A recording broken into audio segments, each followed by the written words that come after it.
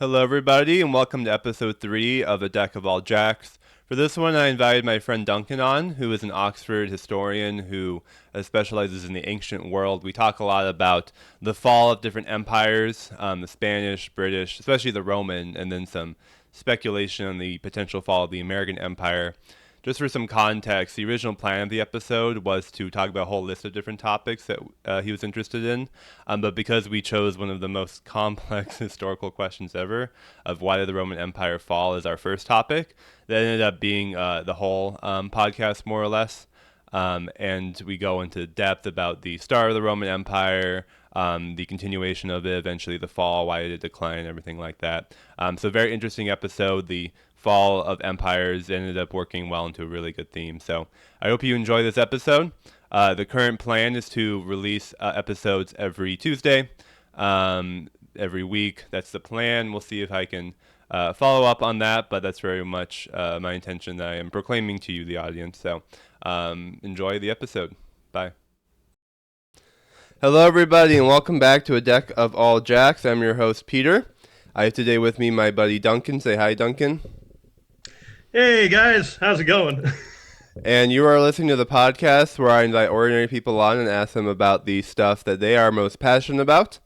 Duncan is a friend of mine from college, who is an ancient history expert who went on to study at Oxford and is currently about to enroll in a PhD program, but I will save some of those details for him to reveal as we go on. How are you doing today, Duncan? I'm doing pretty well. It's a beautiful day here, July 3rd. Right before Independence Day. So I had to go to the store this morning actually because I was basically out of everything. Mm-hmm. And if I go any later, then there won't be anything on the shelves. But I think that's kind of it's a good problem to have, I guess. Is your And family planning no, it's anything it's. for the 4th of July? Hmm? Is your Oh, fa- Yeah, well, there's going to be a little parade. I say it's very little. It's going to run from a sort of little shopping plaza mm-hmm. to a country club. That's a whole like 2 city blocks maybe Well, of distance, but short blocks. So you know but it's nice to have, and I'm looking forward to that. Definitely going to go watch some fireworks, things like that. Get out on the grill. well, Duncan, you live in Texas, if I'm not incorrect, and so I'm a little ashamed that you guys are having a small parade. That's very unacceptable for your state. Well, no. I mean, it's my little neighborhood is having a Mm-hmm. is having a little parade. There's parades happening all over the place, but Okay. I'm just going to go to the local one. If you really want to celebrate the 4th of July, you have to go to New England. Yeah. Um, Even my grandmother lives up in Maine, and the town that she lives in would usually have it. Mind you, there's maybe 2,000 people Mm-hmm. living on the islands. Yeah. They would regularly have, you know, 5 or 6 or 7 floats. They'd have people would drive out like their old cars, and they'd have all the veterans of all of the different conflicts Mm-hmm. come out and march in little troops through the parade. It was and the fire trucks and police cars, and Wow. the mayor would usually make a little speech. It's a real big deal, and then they'd go launch fireworks from a barge out in the harbor. So The it's Haba. they really do it up there. I think here in Dallas, it's maybe a little bit tamer because there's both a lot of people and it's very hot. Mm-hmm. Yeah. Um, Well, my dad's coincidentally in Maine right now, and he'll be celebrating the 4th because he's just like on a road trip. He was also in, I believe, Nova Scotia for July 1st, which, of course, as we all know, is Canada Day, which seems to just be rip off 4th of July, where they didn't have some big dramatic like fight for their freedom. They kind of just like eventually were like let loose by the British, but they still want to be just like us, and so they have their mhm. very very distinct Canada Day, which is only 3 days before ours. Yeah, well, it's I mean, Canada has an interesting history, and given the fact that I mean, we could talk a lot about some of the problems that Canada faces today in relationship to both its relationship to the U.S. and more broadly I think there is a sort of crisis in Canada over what it means to be Canadian. Yeah. Um, and I think, just not to belabor the point too much, and we'll get back on track right after this, but Sure. from the Canadians I've talked to, there's, and looking at the history of Canada, I think the one of the things that distinguishes the U.S. and Canada quite strongly, going all the way back to the very beginning, is the fact that Canada stayed with the British Empire, Mm-hmm. and because the after the Revolutionary War, the patriots, the revolutionaries, the guys who created the United States, won. All of the Tories, the Yeah. loyalists, left. Right, they left the United States Mm-hmm. and largely settled in Canada. So there was this wave of sort of disgruntled ex-Americans who Mm-hmm. wound up in Canada, and then their children were the ones who fought the War of 1812. So that's why there was so much animosity during that war. Mm-hmm. The Washington D.C. was burned to the ground, the White House was burned to the ground, the Capitol was destroyed. It was, and as much as it was kind of for the British ancillary to the Napoleonic Wars, Mm-hmm. for Canada and the United States, I think that was a really defining moment. And you can see, I think there's always been this sort of anxiety in Canadian culture about what does it mean to be next door to the United States. Yeah.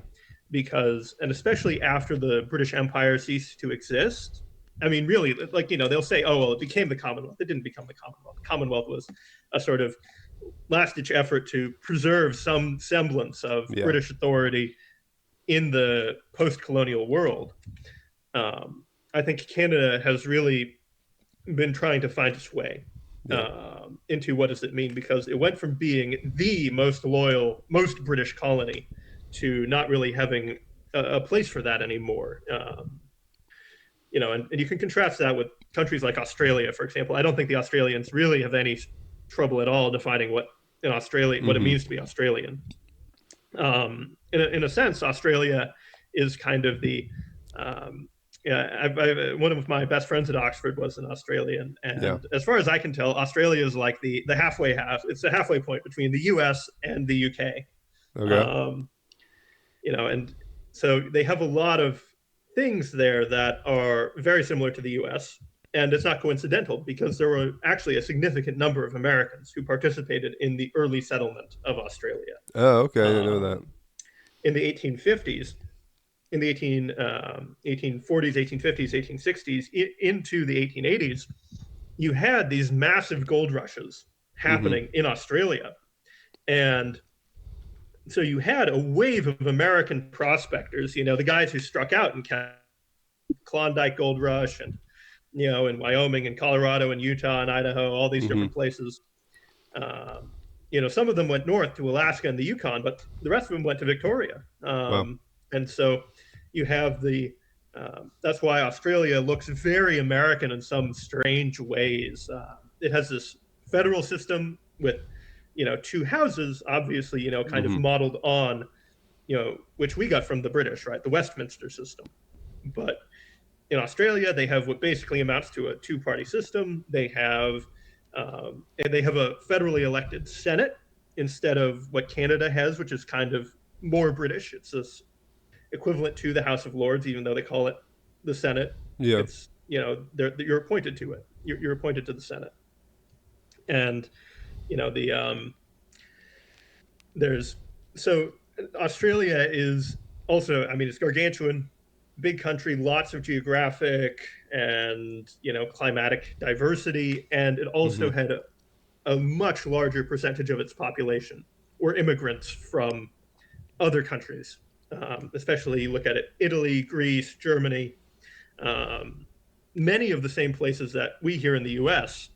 got our immigrants from too. So you also have some of that going on. There's a much stronger, I would say, independent streak in Australian Mm-hmm. culture, Yeah. politics. So um, when we, I mean, and I think actually, if I'm going to bring this kind of full circle, it's that you do get this sort of, it's that when you put a culture into diaspora, it begins to change. When you and you develop from sort of the first stage really is you have a sort of the creation of regional identities. Mm. And those regional identities eventually grow more and more distinct as a result of time, distance, Mm-hmm. and different pressures, right, compared to the metropole. So, one of the big things that affected the development of British culture, especially in the 19th and 20th centuries, was being the center of the world, right? It was that the United Kingdom was the greatest Yeah. empire on earth. I mean, it You still know, is it the covered center a based on quarter how of the we world. position our maps, right? Yeah, exactly. Yeah. Exactly. There's a reason why the prime meridian runs through Greenwich. Yeah. It's because that's where the Royal Observatory was. And, we're talking about an empire that at its peak controlled, I think, 25% of the world's surface Yeah. area. It controlled, I think, 20 odd percent of the global population. I mean, Yeah. that's huge. And it's absolutely gargantuan. And I think there's a really good sort of point that a line we could draw there from the experience of the 19th and 20th centuries in both the Anglophone world and sort of globally to the sort of the ancient world, to our sort of, the experience of to understanding a little bit more, I guess, about how, you know, what does it mean when you have an empire, right? When and what does that do culturally as people from the imperial heartland spread out across across the empire.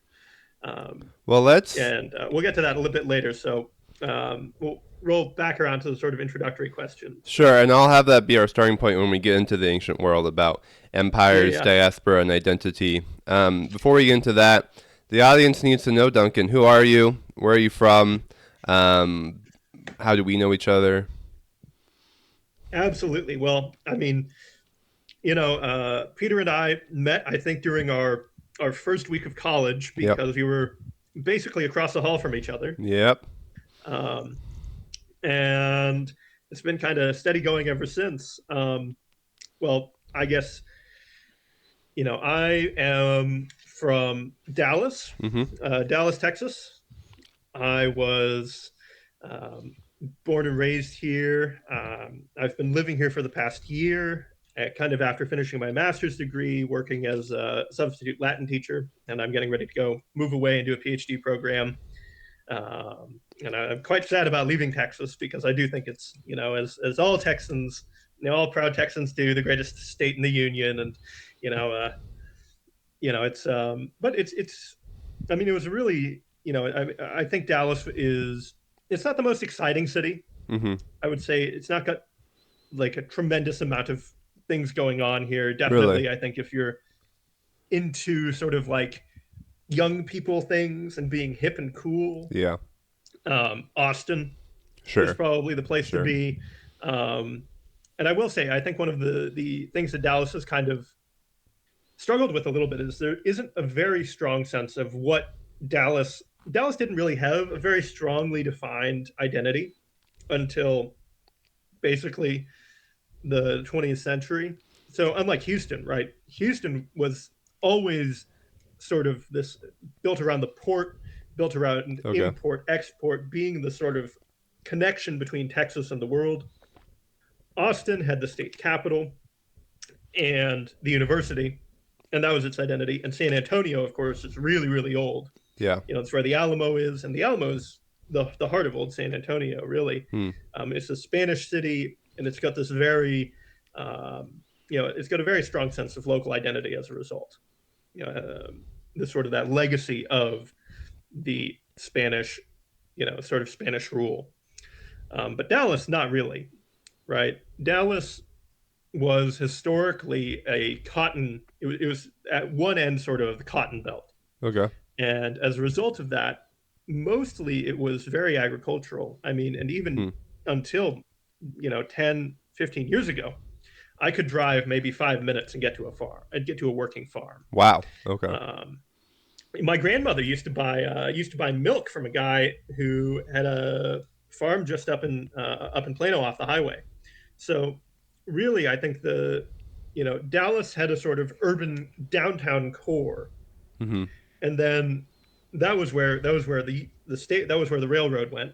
It was Dallas Union Station, and actually, um, that railroad station is the reason why Dallas even exists today as a major city, because there was a competition back after the Civil War in the 1870s about where to put the railhead, right? Because the railroads were slowly stretching west. They'd run the Mm-hmm. big transcontinental railroad up north, connecting, basically California to the big cities of the East Coast, especially St. Louis, Chicago, all the way out to New York, Philadelphia, Boston. That Yeah. was all one big railroad. But the South had, I think, something like a quarter or a fifth of the railroad mileage of the North, Oh, sure. Yeah. and there weren't really railroads here. The old Chisholm Trail used to run cattle all the way, and this really affected the economy too, because if you ever want to look up something kind of interesting, the Chisholm Trail used to connect South Texas ranches all the way north to Kansas City, Okay. because that's where the railhead was. Yeah. Yeah. It's also why after the Civil War you begin to get a lot more influence. I would say, if we don't mind talking about Texas history for a quick minute, No, go and for it. again, Yeah. I promise If you're this passionate about becomes it, we relevant talk again. about it on the show. So go for it. This becomes relevant again. You have basically, and I'll go from sort of Mexican independence, right? 1821, Yeah. Mexico becomes independent from Spain. Big long war. They have this. This is one of those conflicts that's breaking out as a result of the declining power of Spain in the Napoleonic Wars, right? Okay. Because when Napoleon invades Spain, he throws the entire Spanish colonial empire into crisis. It's why you also get Simon Bolivar. You have Bernardo O'Higgins down in Chile. You have Mm-hmm. the United Provinces in Argentina and Uruguay and Bolivia all declare independence around this time, and it's because the Spanish colonial empire was centrally administered, and when you disrupt the center Mm. of an empire, it begins to slowly that those conflicts. Whenever there's a disruption to provincial government, to central government, it filters out into the provinces, and so the provinces begin to there's unrest Mm-hmm. and there's crisis, and especially you can see that a lot of it is being driven the areas that were least that were most royalist were actually Peru and Really? Ecuador, and the reason why is because it's because there weren't as many pressures, because they could the royal government, the governor there could could spend his could put his troops in different places to keep order and maintain sort of civil government. Yeah. Whereas you look at like so Gran Colombia, the sort of this New Granada, the viceroyalty of New Granada in northern South America, what's now Venezuela, Colombia, Yeah. Ecuador, Panama, they were under attack, right? They were being attacked by pirates, by the British launched several attacks on on this on New Granada And then how did as this all a affect Texas? so well, and I'm kind of getting to Okay. the point. So I'm kind of getting to that point. So you have these as a result of the Napoleonic Wars, the British are sending troops to attack these different parts of the empire, and that means that there aren't enough troops, Mm-hmm. right? The Spanish don't have enough troops in the New World to be able to both fight these invaders and maintain public order. Sure. The British do it all; they go all over the place. They actually occupy Buenos Aires, and so one Wow. of the reasons why Argentina declares independence is Yeah. because the city is liberated not by the royalist government, which has taken all the troops to go and fight um, insurrections elsewhere, but by local militias. Basically, the townspeople get together and they throw out the British and they say, well, now Why we didn't Nice. need them. We don't need the Spanish governor. We don't need his troops. Yeah. We don't need his taxes or his laws and regulations. Mm-hmm. And they're inspired by the United States, Yeah. by this very successful effort by the United States to gain their independence. And so they fight wars against Spain.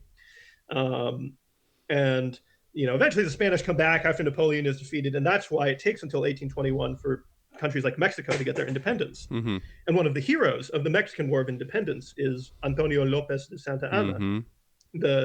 He will eventually become, spoilers, president of Mexico multiple times. Yeah. He's sort of a recurring figure in the history of the Southwest because you just can't keep him down. Yeah. But as a result of these wars, right, the northern frontier of Mexico, having all of these troops moving around because all of the fighting is in southern and central Mexico. And the reason why the Mexican revolutionaries are able to win is because the Spanish have taken all their troops to go and fight in South America Mm-hmm. and in the Caribbean. So the northern frontier at this time, though, isn't safe, right? There's a bunch of different groups that we know from American history: the Comanche, the Mm-hmm. Apache, but also the Kiowa, the Cheyenne. All sorts of groups are coming down into northern Mexico, and the line of settlement moves backwards Yeah. by hundreds of miles. Missions are burnt down, Mm-hmm. civilians are killed, and also there's insurrections in these various parts of sort of the Mexican frontier by indigenous groups, Yeah. which target not only the sort of Mexican colonists and the institutions, but also there's a sort of desire to pursue cultural purity. And so they Hmm. also attack and destroy, and they deliberately go out of their way to ethnically cleanse um, the the indigenous peoples who had assimilated, Wow. right, or who had moved into the pueblos, the sort of Yes. Mexican towns, the towns that were built around the Spanish and Mexican missions. And as a result of that, a lot of the sort of northern Mexican frontier is depopulated Mm-hmm. by constant raiding. And the thing is, right, it's not just, you don't need to kill if you're raiding somewhere, right? You don't need to kill everyone. You just need to make life uncomfortable enough that people will leave. Mm-hmm. And it's that threat, because people don't like to live in fear. So you can create these huge areas of basically where no one, these sort of huge areas of no man's land, just by, you know, engaging in this sort of low level guerrilla warfare. Mm-hmm. So that's why the Mexicans then begin to invite Americans to come and settle in these sort of parts of the northern frontier, Oh, okay. because there's also population pressure in the U.S. Right? Yeah. I think at that time the total fertility the fertility rate for the average woman was like 6. Yeah. So you had huge amounts of pressure which were pushing the line of settlement westward. Mm-hmm. And especially, one of the important things to realize is, even though is when we think, right, uh, I think there's a tendency in the U.S. to kind of play down a lot of our regional differences, especially early on in American history. But Okay. there's the initial wave of American settlers to Texas were actually coming from what we would call the Upper South. Okay. So this is, I don't know if you're familiar with the This would be like that term. Tennessee, Kentucky, right? Exactly, Tennessee, Kentucky, but Yeah. also places like West Virginia, Mm-hmm. and the Appalachians. And you also had people coming from like Ohio and Indiana who were coming to Texas because you could get more land. Hmm. And the Mexicans, more importantly, were willing basically to just sell it to them for pennies. Yeah. And they would actually even give them startup capital. Mexico City at the time, because Mexico was not a poor country Yeah. by any stretch of the imagination at that point in time. Mexico City was the largest city in the Americas. Wow. I think it had over 1 million people at the time. New York was a population of like 200,000. Sure. Actually, Philadelphia was larger than New York until I think the 1790s. So I believe that. Yeah. you're only at this point about a generation out from the revolution, and there's just this huge wave of westward settlement. It's pushing westward, and people come to Texas. So the initial Anglo-American settlers of Texas are from the Upper South. Mm-hmm. So they have an economy which is based around it's it's not the same kind of export-oriented plantation economy to the same degree that you get in the Deep South, because the people who settle the Deep South are from South Carolina, Georgia, and sort of coastal North Carolina. Those are the Mm-hmm. guys who settle Alabama, Mississippi, and northern Louisiana. So these guys from the Upper South are mostly trappers, hunters, fishermen. They're from relatively deprived backgrounds, honestly, Sure. in a lot of cases. And many of them actually also, this is a key point, have knowledge and understanding of Native American languages, Oh, okay. especially Choctaw, Cherokee, Muskogee, these Yeah. various, these, and they use that language and that knowledge to be able to, and that sort of base of indigenous technology and understandings to be able to set up these very successful little colonies. Hmm. When I say little colonies, I mean they're small. They're like maybe 50, 100 people. I think the entire state of Texas at the time of independence had a population of maybe 30. I'd like to say about 40, 45,000 people That's it. in Wow.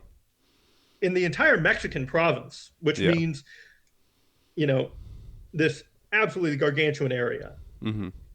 There's maybe 45,000 people. So when Sam Houston mobilizes an army of 3,500 men, he's mobilizing about 10% of the population. Wow. Okay. Um, and the, there's been a lot of talk recently. I think there was a book called Don't Remember the Alamo or something like that, Mm-hmm. which was trying to connect the Texas Revolution to the Civil War and Okay. saying that basically the same causes of the Civil War were what caused the Texas Revolution. But there's a really good article in the Southwest History Quarterly, I think, Of course. Duncan's favorite newspaper, responding right? to it. Yeah.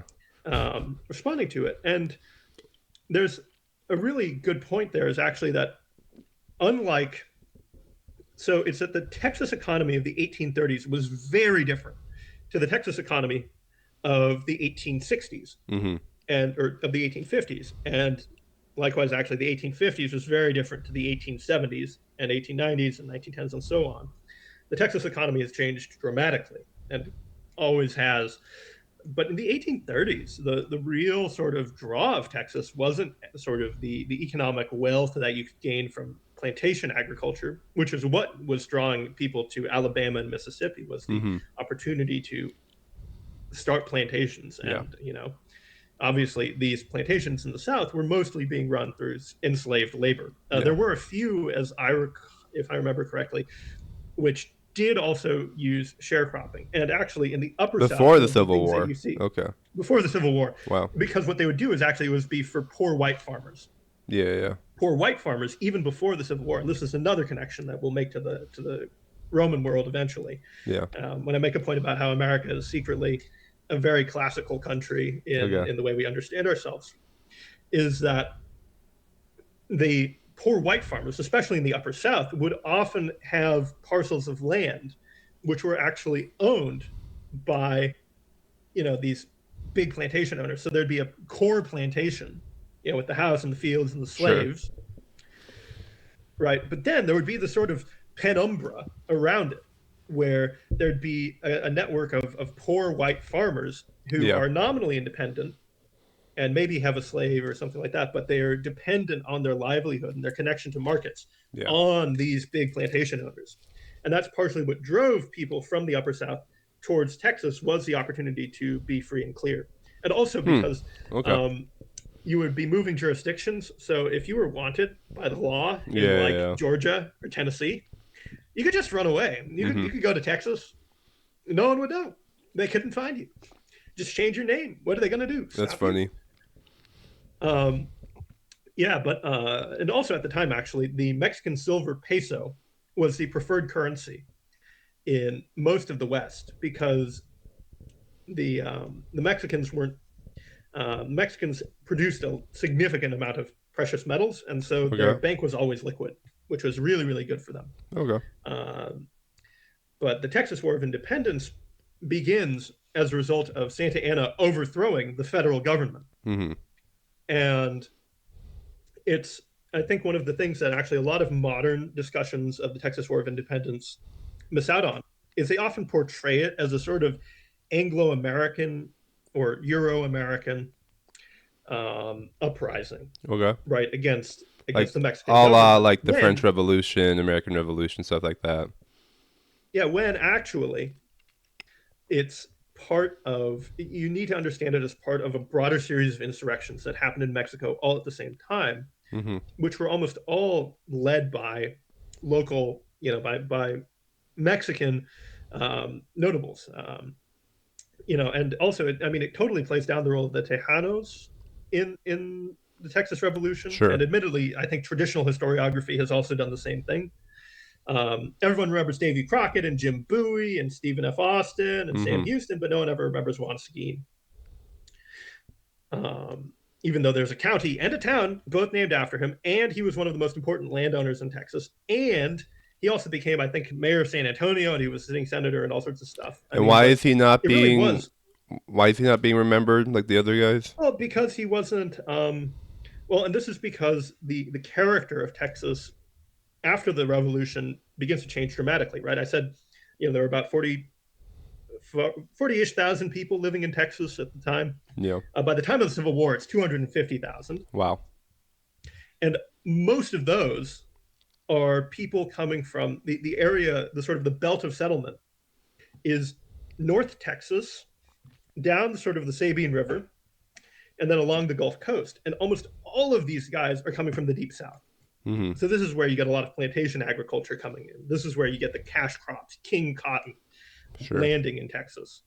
Whereas West Texas remains mostly controlled by the Comanche, and Central Texas is actually settled by Czechs and Germans. Okay. So the Texas Hill Country actually became a hotbed for Unionist sentiment during and after the Civil War. Oh, interesting. Okay. So actually, there was an attempt by, I think, a group of German liberal revolutionaries Yeah. who'd been kicked out of Europe in 1848 to overthrow the secessionist state government. Wow. They organized like a little flying column, because these guys are all veterans of their German military. So they organized like a little flying column with like a tiny cannon or something, and they Wow. decided they were going to march on Austin to overthrow the government, and they were defeated. Sure. And but basically, the Confederate government of Texas had to militarily occupy the Hill Country, Wow. and as a result of the Civil War, and I think this is partially why, again, this is one of those things that we often don't think about, because most of the Civil War was fought in, further east. Yeah. But on both the Union and Confederate sides of the western frontier, the line of settlement moved backwards hundreds of miles. Like in Texas, the line of settlement moved backwards 200 miles Mm-hmm. as a result of that, because during the Civil War, the western frontier was not an inactive frontier. Mm-hmm. There were regular raids by Comanches and Apaches and various other groups who saw an opportunity to restore in or carve out for themselves, sort of these little, to expand their empires, Yeah. these areas under their control. And, you had basically this 200-mile region, which just became completely destroyed. And Dallas was basically the frontier again. It was actually originally founded by a guy from Dallas, Georgia, as a trading Oh, post with the Comanche, there but you then the go. Comanche left, and then he tried to make it a river trading post, but the Trinity River isn't navigable. So finally, he made it a cotton trading post, and he had some success, and then the Civil War happened, and then he managed to connive his way with his friends he tricked basically the railroad company into thinking that Dallas was like 3 times the size, so they would build the rail depot there, Mm-hmm. and then Dallas took off. Wow. Especially because, since it was the railhead, as businesses expanded their operations farther west, they would put they put their money in banks in Dallas Yeah. before sending them on. They would also put, like, if you needed to be insured, right? If you're sending cargo east or west, the insurance companies in Dallas, and Well, so Dallas grew. quite dramatically. And A lot I of how think, people imagine the West is like the West was settled by the cowboys and by the pioneer people and little women and all that, or House on the Prairie. I mean, like that kind of people. But really, it was big railroad that built the West. I mean, I think this is an interesting point because actually, you look at West Texas. Mm-hmm. West Texas was settled by the cowboys and by the Sure. Indians. Actually, people forget about the contributions, the very important Mm-hmm. contributions of the Native American tribes of the Indian Territory Yeah. to the settlement of the West. Um, and West Texas, there's a reason why Lubbock and Amarillo exist, and it's because they used to be on the railroads. Yeah. But otherwise, it was settled by mostly by ranchers and cattle ranchers. And I mean, a lot of what we think of as our American ranching culture comes from Mexico, because the English are not cattle ranchers. Having lived in the United Kingdom, I can confidently tell you Sure. those guys do not raise Yeah. cows. Just sheep. um, by and large, cattle ranching was very rare in Europe, Yeah. right? There are maybe, I can think of four areas where historically you had significant amounts of cattle being raised for, like, as like steer. So I don't know if But are you're these familiar are with these cattle with ranches in West Texas not very like still very linked to the railroad for like supplies and like selling the actual beef and well, I everything? mean, actually these days, a lot of the a lot of the land out there used to be owned by the railroad, but they sold it off back in the 70s. Yeah. Um, and I think to a certain degree they are, but mostly actually these days, the real thing that people kind of forget when we think about like trucking and the Yeah. creation of the interstate highway system is that it enabled these communities to be freed from the railroad. Oh, okay. Because you could get goods delivered from places like Dallas or Wichita Falls or where have you, um, in a way that you simply couldn't before. I mean, so that's one of the advantages of having a really well-developed transportation network. It is that you have the ability to get goods from different parts of the world, and again, this is Yeah. something we can talk about when we get to the ancient world. Um, but I think it is also important to remember that a lot of the West was settled. Like a lot of what we think of as that sort of like Western cowboy culture, we get actually from Mexico. Mm-hmm. There's a reason why we call them ranches, and it's because we get them from rancho, which is Sure. Spanish word. Because Spain, especially sort of the central Castilian plateau of Spain, was one of those cattle ranching regions. Mm-hmm. So there's, in terms of cattle ranching, right? Coming back around, you had central Spain, you had Ireland, you had southern Tuscany, Mm-hmm. and um, sort of northern France. Those were really the four areas of Europe where historically you had significant amounts of cattle ranching. Okay. And of those, by the time you get into the early modern period, so the 16th century onwards, really only central Spain and central Tuscany were cattle rearing regions. Yeah. Ireland, as a result of the English conquest, was largely turned over to other kinds of agricultural production, especially of wheat, Mm-hmm. to feed cities in and the global export market.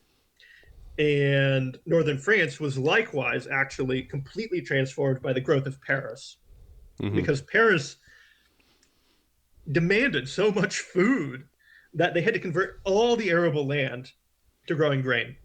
And even then, it wasn't enough. This is why there's constantly, bread riots and famines. Mm-hmm. Like if you read anything about the pre-modern world, you will constantly run into this problem of famines, Yeah. because you're living basically right at the edge all the time. Constantly. Even in a good year, Yeah.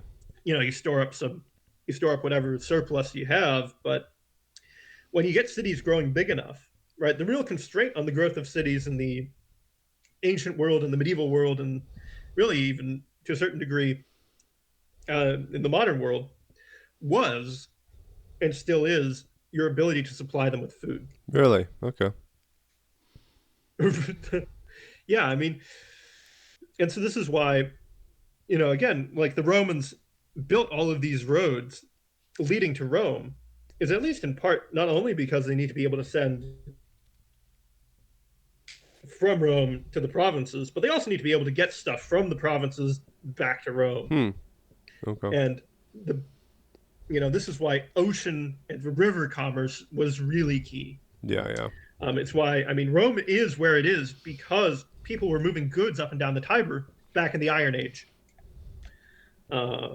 It's the only point where you can cross the river. Well, let's get into Rome and its empires. We have to take a very short break. I'll edit it out so that it never happens. All right, and we're back. We're going to talk about Rome now. Before I do that, Duncan has a final quick point about state historical societies. Oh, well, I mean, I was just going to say, I think, I apologize. Peter told you that you're going to hear about the ancient world, and I just spent half an hour talking about the history of Texas and all sorts of stuff. But I promise, not only does it pay off, but also that you should really get into your state historical, society and all the stuff that happened, because every state has something cool and interesting that happened there. Even the most ones that you think are boring, there's almost certainly something interesting. And your state historical society is a great place to start. You'll find out about inventors or you know interesting individuals. Some guy who walked like 20 miles to bring help to a wagon train, or Mm-hmm. some bank robber who hid out in the hills and like would attack people in a dugout canoe or something like that. There's all sorts of stuff. um, And I and reminded Duncan that the yeah, spirit of the show is people can come on and talk about whatever they're passionate about. So I'm happy to hear about Santa Anna and all these people as well. Let us move I into mean, our next topic, which is the ancient world, which Duncan is an expert in. My central question, yeah, well, Duncan. yeah. Oh, what's up? No, I was going to say, well, I hope I'm an expert in it, because I have all these terrible degrees, and if I'm not an expert in it, then I've wasted my Yeah, money into my time. So, better be. I don't even know if we mentioned, but you're going to a PhD program at the Ohio State University, right? yes, I am. Yeah, The Ohio the State. Ohio No, State. my particular area of interest is, I guess, so that people know, is late antiquity. So it's Okay. the period. I always People always ask me, what does that actually mean, and the answer is, I can't tell you Mm-hmm. because no one knows. This is one of those things you realize when you become a An academic. historian, or as you get Yeah. more into history as just like a layperson, is that historians, when we're in school, right, we always learn these very clean periodizations. Yeah, yeah. So, okay, you have like the ancient world, and then that goes up to the fall of Rome in Mm-hmm. 476. Yep. And then you go from that, and after that, that's the Middle Ages. And the Middle Ages go up until 1450, when the Renaissance begins, and then the Yeah. Renaissance exists, and then you have the early modern period, and the early modern period goes up to the American Revolution. God bless America.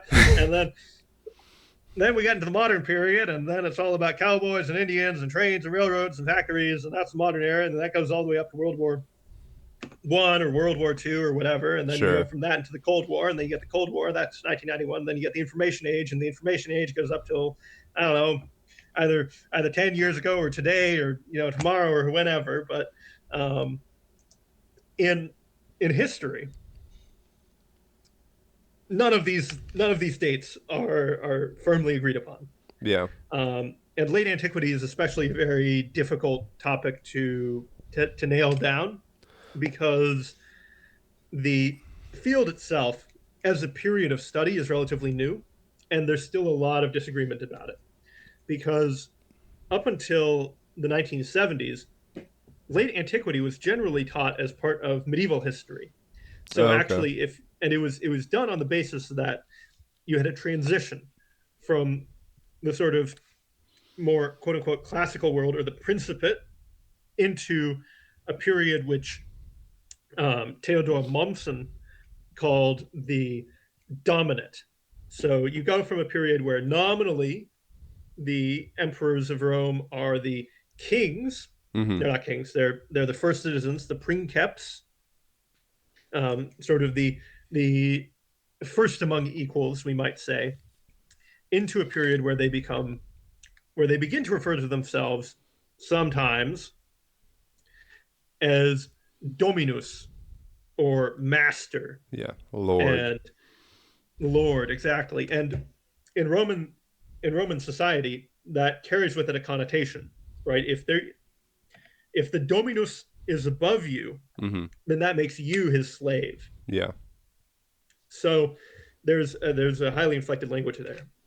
Now I say, supposedly because Momsen was making mountains out of molehills, kind of. Mm-hmm. Um, and you don't really see a real change in imperial titulature. So that's the different things that Roman emperors are calling themselves Yeah. until you get into the 5th century. But at Okay. no point in time is dominus the normative word for a Roman emperor. They remain the imperator. They Yeah. continue to hold consulships and the tribunician power, and nominally all of their abilities are derived from the Roman constitutional system. Well, let's get So, more into late antiquity. I want kind of for this section the main guiding question to be why did Rome fall? I know you have a lot of thoughts on that. I do want to acknowledge my Eastern Roman Empire fanboys in the audience. I would probably also shout out Anthony personally, Caldelis. I don't know if you're going to watch this, but if you ever do, there you go. yeah, I would say Rome fell in 1453 when the actual Eastern Roman Empire fell. Mm. But let's stick to Western Rome. Why did Western Rome fall? And especially tie into our earlier discussions on like empires, diaspora, regional identities. Why Yeah. did this happen? In what Mm-hmm. 476? You said. Yeah, well, that's the usual historical date Yeah. because in 476, that's when the last Roman emperor in the West, Romulus Augustulus, Oh wow, very so Roman. Romulus, the little Augustus, Yeah. is overthrown by his sort of his chief of the general staff, we might call him, Okay. Odoacer, Okay. who is a Scyrian, I think. They are a Germanic tribe from the Danube area. Mhm. So the that's the traditional date. You could also go as late as 481 because Romulus Augustulus was not the only person to be claiming to be the Western Roman Emperor. There was also a guy named Julius Nepos Okay. who was reigning in Illyria at the time from the city of Salona, Yeah. which is, if I remember correctly, it was on the Dalmatian coast, Mhm. and he was being kind of vaguely propped up by the Eastern Roman Emperor Zeno, but Zeno Okay. ultimately had him killed so that he could claim to be the only Roman emperor. Of course, And as to you do. understand why that's important, you have to go all the way back to the foundations of the Roman Empire. Because originally, right, the Roman Empire grew out of the collapse of the Roman Republic. Okay. And the Roman Republic was ultimately torn apart in a series of civil wars, going all the way back to Gaius Marius and the anti-Marian faction, Yeah. and then so there was a series of civil wars at the end of the 2nd century BCE, Mhm. which then lasted for about 20 years until finally Crassus and Pompey restored order to Rome. And actually, also, this is a funny thing because you'll find people like Michael Parenti, for example, who write in these sort of more sort of like left leaning historians who will sometimes try to cast the, we often hear, I think, um, about the populares and the optimates. Okay. So the populares were one faction, kind of, and the optimates were another faction, kind of. Okay. The They often get mapped onto sort of modern politics in ways that they really shouldn't be. So Hmm. it's very common, and especially it was in the 19th century, for liberals and socialists to present themselves as to present the populares as a sort of Like proto either left proto wing liberal or proto group. socialist Yeah. group Especially the Gracchi brothers actually make an appearance in Karl Marx. I think in Das Oh wow. Kapital, as sort of proto-socialists, they weren't. They were reactionaries. They wanted to restore Rome to a previous social, political, and cultural order. Yeah. They were ultimately defeated in a series of assassinations by the proto-optimates. Mm-hmm. But also, again, that's a little, But it's a little didn't fuzzy. Julius Caesar? I thought he was the one that found the empire. So Julius Caesar is the last consul, well, not really last consul, but he's the last dictator of the Roman Republic. Okay. And Oh, okay. dictator in the Roman Republic did not mean the same thing that it kind of does now. It didn't have the same necessarily negative connotations, though it Yeah. would eventually develop them. Because a dictator was the person who tells you what to do, The dictator. literally, Yeah. right? The It's from dico dicere, dixi dictus, which means to speak. Yeah. And so a Dictate. dictator is the one who gives, who speaks. Yeah. It was originally an emergency position created in the Roman Republic, basic in the early Republic, to give a sort of an individual total control over society, Yeah. sort of like emergency powers. You know, he would be able to, he had extensive powers over laws and government. He could order the mobilization of troops and lead armies Yeah. while continuing to exercise civilian power, which is actually one of the core principles of Roman politics, is that these two things had to be kept separate. Mm-hmm. So you couldn't hold a simultaneous appointment. Only, I should say, only two kinds of officials could hold both military and civilian power, but never at the same time. These Yeah. are the consuls and the praetors, Yeah. whence we actually also get praetorian guard. Because there were two consuls and six praetors. Those six praetors would basically function in the context of a Roman war, almost like a sort of lieutenant Yeah. to the consul, right? So they possessed the ability to command troops in the field, but there was a sacred boundary to the city of Rome called the Pomerium, Mm-hmm. beyond which you couldn't bear weapons, and more importantly, beyond which your military authority did not, within which your military authority didn't exist. So Yeah. you couldn't have weapons there, and you couldn't command troops there. It was a place which was set aside for the Roman citizens who, as free men, upon crossing the Pomerium, were freed from military obligation, Okay. unless they violated the law by deserting Yeah. or they were marching into triumph. Okay. Sure. The only time weapons ever crossed the Pomerium was during a triumph. Yeah. And that was sort of the acme of Roman, of sort of Roman glory, was the triumph. And the most glorious of Roman triumphs was one which involved the so-called spolia opima, which was an event where so the Romans had a bunch of military awards, right? A little bit like we do, So you would get you could get these different awards based off of meritorious service. They didn't have anything like the Purple Heart, but they had things like the Silver Star almost. They had the Corona Civica, which you earned if you were the first over a city wall, and it gave you like and the Roman Senate would award you with like 10 pounds of gold and like Wow. like a house in the city, and you could become a Dang. senator and all sorts of First stuff. kill. Yeah. So they were almost all incentives for bravery and action. And Yeah. the Romans were a highly, they were a society where a lot of their sort of culture and prestige was tied to military service. So if you want to understand the Romans, you kind of have to understand their military. But when we get to, so when we get to the Spolio Pima, this is like it's like almost more than the Medal of Honor. It requires you as a Roman commander, as a Roman general, and in order to become a Roman general, mind you, you need to be like 50 years old, Yeah. because Roman generalships are the consequence of holding public office. And so you have to be, if you're going to be leading a Roman army, you need to be either a proconsul or have it voted to you. And the only way you can get it voted to you is if you've already held the praetorship. Yeah. So you're already at least 35 or 40, usually. And the way it works is, as a Roman commander, you have to charge the enemy general and defeat him in single combat Wow. and seize his arms, Dang. like his weaponry. Yeah, yeah.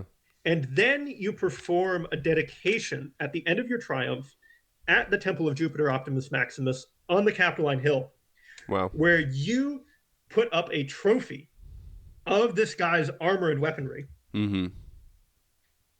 in the Temple of Jupiter Optimus Maximus. And it only ever happened like 3 times in Roman history, Mm-hmm. according to the Romans themselves. The first was when Romulus, inaugurated the practice. Yeah, yeah. The second time was during the early Republic. There was a Roman general who defeated, I think, a Samnite king and seized his arms. And then actually, getting back to the foundation of the empire, there was a third man who earned, or who should have earned, the Spolia Opima. Yeah. It was the son of, I'd like to say, it was one of the sons of Pompey. Okay. Or maybe From it was, Shakespeare. no, I think it was the son of Lepidus, Okay. who should have earned the Spolia Opima. Mm-hmm. And Augustus denied it to him. Wow. Because Augustus was not willing to brook any challenges to his power. Of course. But Augustus only had the power because he was incredibly wealthy and very well connected in the civilian world. He had the loyalty of the Caesarian faction. But the Caesarian faction only existed because people loved Julius Caesar. And people only loved Julius Caesar because he was this great general. Yeah. He was the epitome of sort of Roman glory and bravery because he conquered Gaul.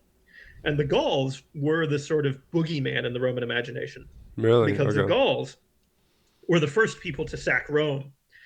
We all remember, right, the sort of Vandalic and Gothic sacks of Rome in the 5th century CE. But Sure. the Gauls, I think it was the date is a little disputed, 343, 333, somewhere in there, sacked Rome. And sacked in the sense of they tore it to the ground. There's some great speeches in Livy, actually, about where the thing is, right, Livy probably doesn't have access. We have no idea what any of these people, if they even existed, actually said. Yeah. I'm inclined to believe that they probably did exist because the Romans were very, very keen on maintaining records of the civilian population. Mm-hmm. Mostly, actually, so they could determine what draft category you went into. Of course. But which conscription class you belonged to, which voting group you would join in the Comitia Centuriata, for the census, right? They had to know. So I'm inclined to believe they existed, but... And you are going to need to be fast-tracking us from Julius Caesar up and through the 5th century. No, well, don't worry. It moves pretty quickly, actually. Okay. Because Augustus, when he founds the empire, doesn't win any of these battles himself. Mm-hmm. And so even though he presents himself as a sort of great conquering hero, as a sort of fantastic military commander, he never, to my knowledge, after the war against the liberators, so that's Cassius and Brutus, for those of you who know your Shakespeare, et tu, Brute, that guy. Yeah. After that war, he never sets foot on a battlefield again. Really? Okay. To my knowledge. He may have commanded briefly some troops, at least nominally, in Illyricum, but he stayed in Rome for the rest of his life, more or less, except for a few visits to the seaside. Mm-hmm. Because being in Rome, because Rome is the center of power, and he who controls Rome controls the destiny of the empire. Yeah. And it begins to become an empire under Augustus because he's so young. He's in his 20s when he's a teenager, right? When Julius Caesar is killed. Yeah. He's like 18. And it's basically like if, I don't know, it's really hard for, I think, for people in the modern world to understand just how important Julius Caesar was Yeah. to the Roman world and to Roman politics in his day. Hmm. It would be a bit like if, I don't know, a sort of, I guess the equivalent would be like if you combined like Trump and Elon Musk and also like, you know, Ken Burns Mm-hmm. and like, like these major like Hollywood directors, Yeah. and I can't think of anyone really good. Like I guess like some sort of I don't know if we really have any great generals today. I guess like Jim Mattis, right? If you combined all of those guys into a single person, Yeah. that's Julius Caesar. Mm-hmm. He has this fanatical following. Politically, he's Mm. incredibly wealthy. Mm-hmm. He's this decorated war hero. He's Mr. Rome himself, and he deliberately cultivates this image, Yeah. right? Because he has political ambitions. He has desires, right? He wants to be the adoration of the crowds, Sure. and Augustus inherits that. But he's always insecure because he didn't earn it. It's not his. And the war with Mark Antony is really that sort of moment where everything kind of comes to a head because Mark Antony is the man that Augustus claims he is. Yeah. He's this because Mark Antony is himself a decorated war hero. He's Mm-hmm. a famous Roman commander. Even if he Mm-hmm. lost a bunch of battles, he really should have won. He had good PR. He had a really good PR team. He's fabulously wealthy. He brings all sorts of things in, but he's also, the thing is, right, personally ambitious in the same way Augustus is. Sure. But Augustus is very clever because he's in control of Rome. He's in Rome. He has access to the Senate. So he uses them to legitimize his campaigns against Mark Antony by alleging that Antony is conspiring with Cleopatra to reestablish the monarchy Of because the course. Romans hate kings. The kings of Rome are the worst, according to the Romans, right? The Romans Yeah. hate kings. They hate the idea of kingship Just like in because they America. are a free people. Yeah. Exactly. Well, because they free themselves from a tyrant, Tarquinius Superbus, Tarquin the Proud, Yeah. as they call him. The Romans give nicknames to everybody. Okay, and in that sense too, Julius Caesar is maybe a little bit like Trump or George Yeah. W. Yeah. Bush or Yeah. Yeah. someone. He has lots of nicknames to everybody. But the Romans love to give nicknames to people because there's only 26 names that you can call a male Roman Oh. um, Okay. son, and most of them are very plain. They're like Decimus, Sextus, um, Gaius, Gaius, Caeso. Yeah. Yeah. Yeah, you can look them up. And of those, only like 10 are ever used. So you got to do something to tell people apart. But anyway, Augustus alleges that Mark Antony is trying to become king, and he uses that as a rhetorical tool Yeah. to weaken Antony's supporters and ultimately to push them out of the city. So this is why Antony isn't just sitting around in Greece waiting for Octavian to come to him, right? The future Augustus. And it's because he knows that as long as Octavian controls Rome, Antony will constantly be in danger of losing his appointments. He may have the personal loyalty of his men, but it's the provincial officials that he needs to hold on to. And more importantly, as long as Octavian controls Rome, there will always be the threat that he will raise armies and march on and go and try to take Antony's stuff away by force. So Antony says, well, we're going to risk it all. We're going to go for the big Caesar gamble, cast the die, Mm-hmm. alea jacta est. And it comes to a head at the Battle of Actium. And that actually, if you ever want to find the most probably consequential location in the history of Western civilization, the most consequential sort of like Sure. 50-mile circle, it's the area around the Battle of Actium, because it's Really. also where the first naval battle that sets off the Peloponnesian War occurs, Sure. and it's where the Battle of Lepanto occurs. Wow. Okay. Yeah, that's a very big deal. So you ever want to? There you guys go. Anyone listening, you ever want to get into something, you can look up. You can look at naval battles in this one little corner of the Ionian Sea, and it's really really interesting what battles actually happen there. Yeah. And it's also near where I think the Sicilians and the Byzantines fought a battle at the siege of Dyrrhachium, but that's medieval history. So for my medieval history fans, Sure. there you go. I managed to get a Robert Guiscard in here. Um, anyway, the issue you have with Augustus, and this is ultimately the problem, is that Augustus can't allow anyone else to have power in Rome. He can't give anyone else the glory. He can't let anyone else challenge his authority. Yeah. So he concentrates all of the honors and the powers and the privileges of Roman rule in himself, in his Well, person, doesn't Augustus through a literally series of mean constitutional doesn't Augustus mean positions. like awesome? Yeah, Yeah. basically. It means the coolest guy ever. He actually originally, purportedly, wanted to be called Romulus, Yeah, yeah. but the Senate was like, no, no, no, man, that's a bridge too far. He was talked off. He was talked. They talked him out of it. Yeah, But yeah. because Augustus can't let anyone else have power, right? He can't share. Mhm. So he creates a system called the Suffolk consulship, where he only lets people hold the consular power for half a year, Wow. right? So no one has enough time to get anything done. Yeah.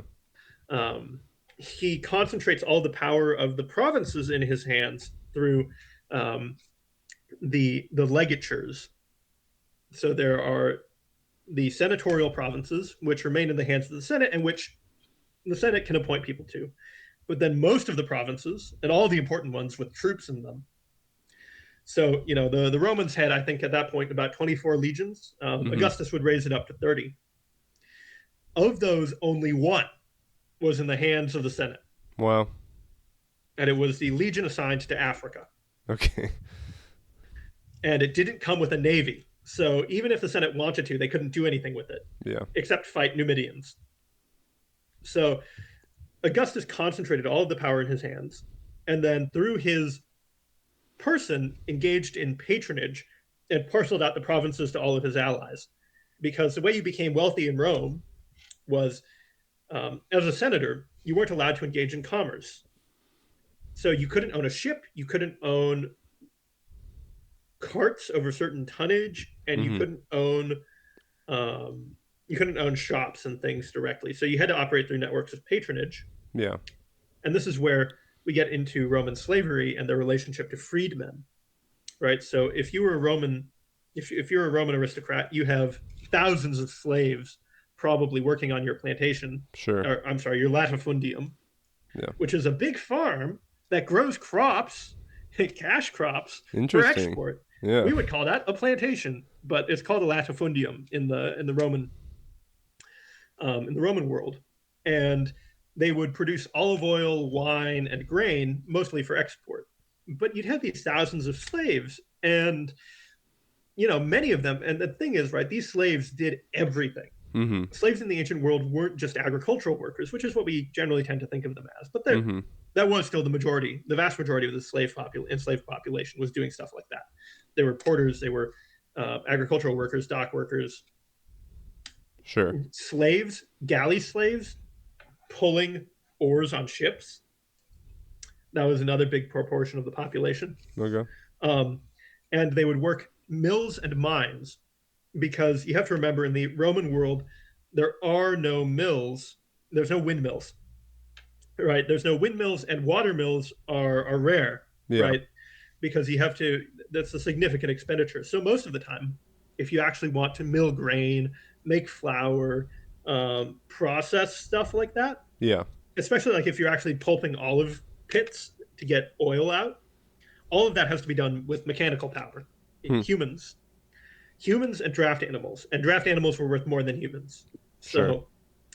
So the great threat, and of course you can't use them underground. So you look at like and this is actually where getting into methodology of the ancient world, right? How do we actually learn things about the ancient world?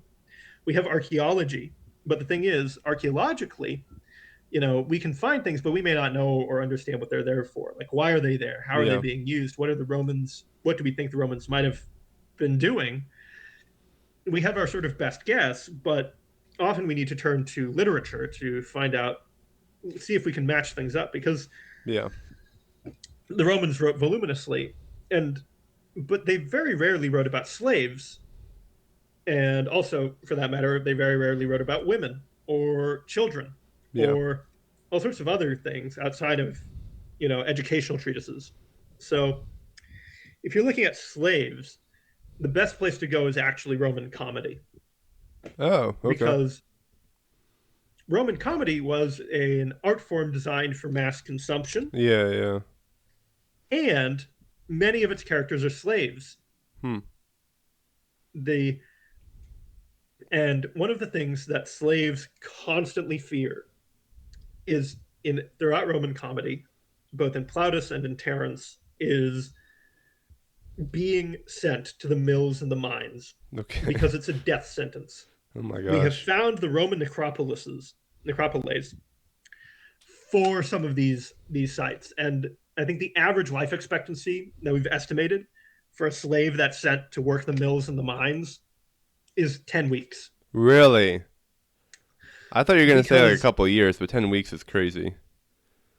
especially with the mills, well, also because they're usually underfed, and Sure. you know it's dangerous work, right? You're in the dark, you're underground, there's all sorts of stuff, or you're in the mills and you're breathing in the flour, Yeah.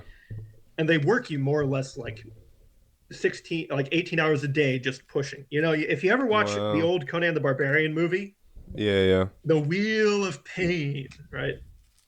The that Conan is sentenced to as a kid, Okay. that's basically what a Roman mill was like. Wow. You're pushing this huge millstone to grind flour. Yeah. Now, over time, they developed more complex methods for it, and so the demand for slave labor declines. And that's actually one of the major events of late antiquity, is that the enslaved population declines dramatically Mm-hmm. from a height where probably almost 30 to 40% of the Roman total population of the empire were enslaved, and especially in urban areas, it could go much much higher. Or it declines to maybe about 10% of the population Mm-hmm. maximally. Um, and that's partially technological change. That's also, though, land tenure changes, and also, more importantly, Roman slavery. The slave population was constantly declining because people were being freed, Mm-hmm. and if you were freed, you became a part of your master's old family, Sure. and you were a freedman, or a libertus. Prior to Augustus, this actually made you into a Roman citizen. Mm-hmm. um, or well, kind of. You were stepped down from a full Roman citizen, but your children would be citizens. Okay. So it was one of the ways that the Roman citizen population grew. And slaves were often taken in battle. After Augustus, that changes. So you're freed as a Junian Latin. Mm-hmm. And Junian Latins had more rights than slaves who had none, or even like people from Roman client states. But you weren't a full citizen. You couldn't vote. You couldn't hold up public office. You couldn't participate in the imperial cult. Yeah. All sorts of things. As a priest, I should say, everyone was expected to participate in the imperial cult Sure, sure. as a person, but you couldn't preside. You couldn't hold any public offices. You couldn't be a member of a collegium, or all sorts of other things that we won't get into. But one of the things you could do, and could be, was a business owner. And so this is how patricians and senators got around the sumptuary laws, the sort of morality legislation, was by having their freedmen Mm-hmm. do all this stuff for them. Hmm. So slaves would, in many cases, some of them would be accountants, Mm-hmm. or they'd be accountants, they'd be secretaries, they'd be craftsmen. They'd be weavers, they'd be bakers, they'd be all sorts of things. And so you have a system in place where individual senators may not own a ship or anything, but they have a client who does, and that client owns a ship Yeah. using their money. So, keeping to the letter but not the spirit of the law. Now, Augustus, Yeah, let's get back on he his system and all that stuff. Yeah. yeah. So that's where we're getting to. It's Yeah. that Augustus used his freedmen to begin creating an imperial bureaucracy loyal to him. Okay. Now, Augustus is probably one of the most intelligent people in history, because he more or less ran the empire himself. Wow. Right? He was so terrified of letting anyone else have power that Yeah. he did all the administration. And his terror about sharing power goes back to the whole like Julius Caesar, that whole like power It's struggle that he because had with all these other men, right? exactly. Yeah, It's because he came out of these civil wars and he knows, right, that if anyone else gets power, he's on the chopping block. yeah, Um, except for Lepidus. Lepidus is fine. Lepidus never does anything. mm-hmm. Um, so it's only after Lepidus dies that Augustus becomes Pontifex Maximus Yeah. and gains those powers as well. But And he's basically, running the because whole Augustus was empire with this system of freedmen. Okay. so he begins to create a sort of provincial bureaucracy that's basically a secretary. Well, he creates basically a secretariat Hmm. to handle his correspondence, right? Because Okay. if you're a Roman citizen and you're in the provinces, you are still operating underneath Roman law. So if anything happens to you, it needs to be tried in a Roman court, Hmm. and the person who figures out what who lays down the sentence is the emperor. Yeah. So if there's like a tricky legal dispute in the provinces, right? So Augustus delegates these powers, right? Yeah. Because Yeah. he knows, right? He doesn't want to be having to figure out what happens if two soldiers get into a fight over a pig, Yeah. you Yeah. know, in Gaul or something like that. So he delegates the powers to the governors and to the provincial, and then down the line to the provincial bureaucracy. But if there's a thorny issue, it has to come to Rome, and there's so many people, right? There's It's a huge empire. There's so much stuff to deal with. He Yeah. creates basically a system of private secretaries to handle all of his correspondence. That system is because that bureaucracy becomes larger and larger and stronger under his successors because Sure. Augustus, again, he's not just paranoid, he's also incredibly capable. Yeah. He's quite possibly history's greatest administrator Wow. because he's running everything himself. Yeah. He does it all, he knows everything. So he really is awesome. He's really the coolest guy. He is actually unironically incredible. He's just also paranoid Yeah. and an autocrat. Mm-hmm. But under Tiberius, Tiberius is actually much closer to what the Romans thought an emperor should be. He was militarily successful. He's very, he has a lot of knowledge of the law and all sorts of things. Yeah. But he realizes very quickly that he just can't do what Augustus did, and Hmm. that I think kind of that rankles him, and that's why he keeps running off to Capri and taking boys with him. Tiberius's island was kind of the little Epstein's St. James Island. of the ancient Yeah. world. Yeah. Oh boy. So anyway, Tiberius expands this bureaucracy and it accelerates throughout the rest of the Julio-Claudian period until you basically wind up with Nero, where he doesn't need to really do anything. The empire just kind of keeps chugging along. Really? Okay. But the problem with that is eventually there are issues because, again, all of these emperors know they can't let anyone have power because if Yeah. they do, the soldiers will mutiny and overthrow them. So eventually, Nero becomes increasingly despotic and eventually causes a revolt in the provinces. And this Yeah. basically starts the long cycle of the rest of Roman history, which is that you have an emperor in Rome who begins to lose control over the provincial bureaucracies and especially the provincial armies Yeah. because he can't be on the front all the time. And as a result, Nero is overthrown in a period of civil war. And Nero actually, Nero fails to put down the revolt. This revolt led by a guy named Galba, who had been Okay. exiled from Rome, kind of, for being vaguely connected to an anti-Neronian conspiracy. So again, this is the other problem, right? It's that concentrating all that power in the hands of a single person means there's only one person to blame Yeah. if anything goes wrong. And Galba is vaguely connected to one of the guys who's caught up in this conspiracy. Mm-hmm. And it's the Pisonian conspiracy, if you want to look it up. And one of the other guys who gets killed in that is Seneca, Mm. the younger. Yeah. So Seneca gets killed.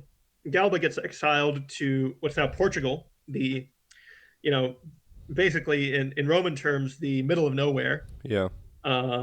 It's a thankless military posting because the land itself is not particularly wealthy. It's far from the Mediterranean, which means it's difficult to get any kind of connection to to maintain any kind of political relevancy. Yeah. It's constantly being invaded by Celtic tribes living in the mountains of what we would call Galicia, Mm-hmm. and Asturias and Leon on the Spanish side of the border. So he's in Lusitania. It's constantly being invaded by these guys who pillage and destroy. And as we talked about earlier, you don't need to do much in order to push back the line of settlement. Yeah. So, and that makes it hard for the Romans to supply armies. So he's constantly having to fight battles, and he's constantly asking for more support. And Nero's like, ha, loser! I'm going to spend that money on a big house and a cool private lake. And I'm going to sink battleships worth more than your entire province Mm-hmm. on mock naval battles. So Wow. Nero's out there wasting money, wasting time, Yeah. putting People on hate spectacles. And naturally people get mad at him. Yeah.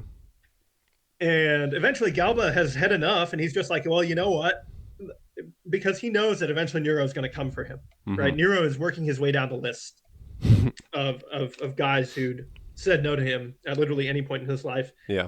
Nero, actually, very funny story, knew that he had all this power, and he used it in very kind of petty ways. So, like, he had this idea that he was some kind of like Greek hero, Yeah. like a Hercules almost like a type demigod. Yeah. And so what he did was he went to the Olympic Games.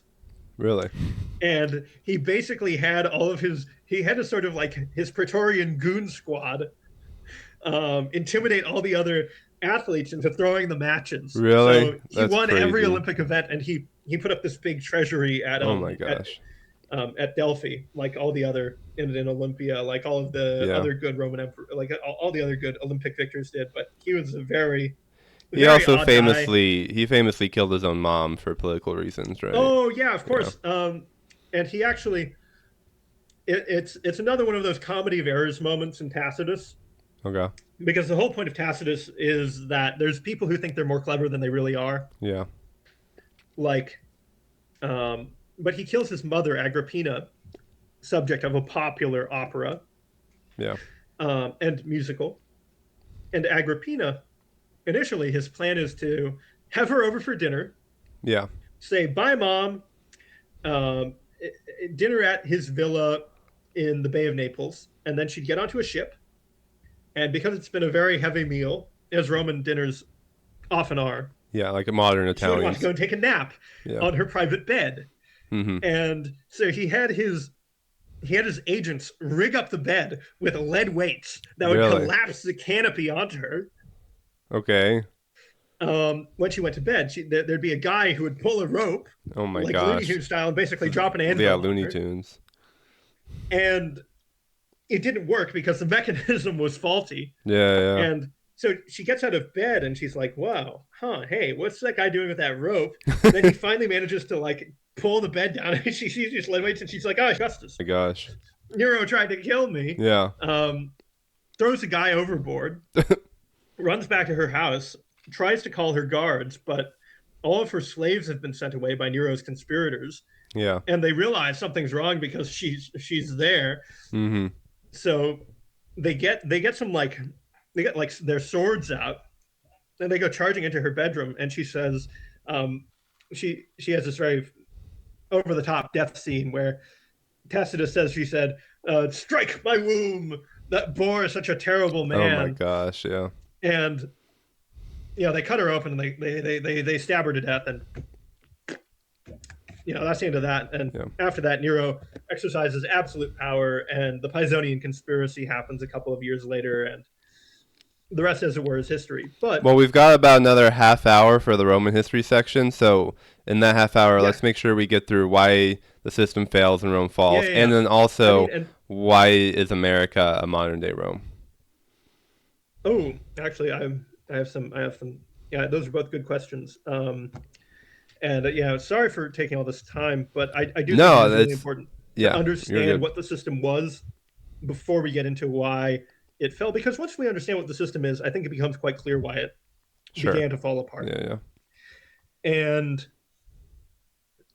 as a result of Nero's suicide, there's also a couple of fake Neros that pop up. So maybe Nero wasn't as unpopular as people think Mm-hmm. in history, but Galba takes Rome with an army, basically a coup. He sweeps out the old Neronian establishment, puts some freedmen to death. Boom, Bob's your uncle. He's emperor of Rome now.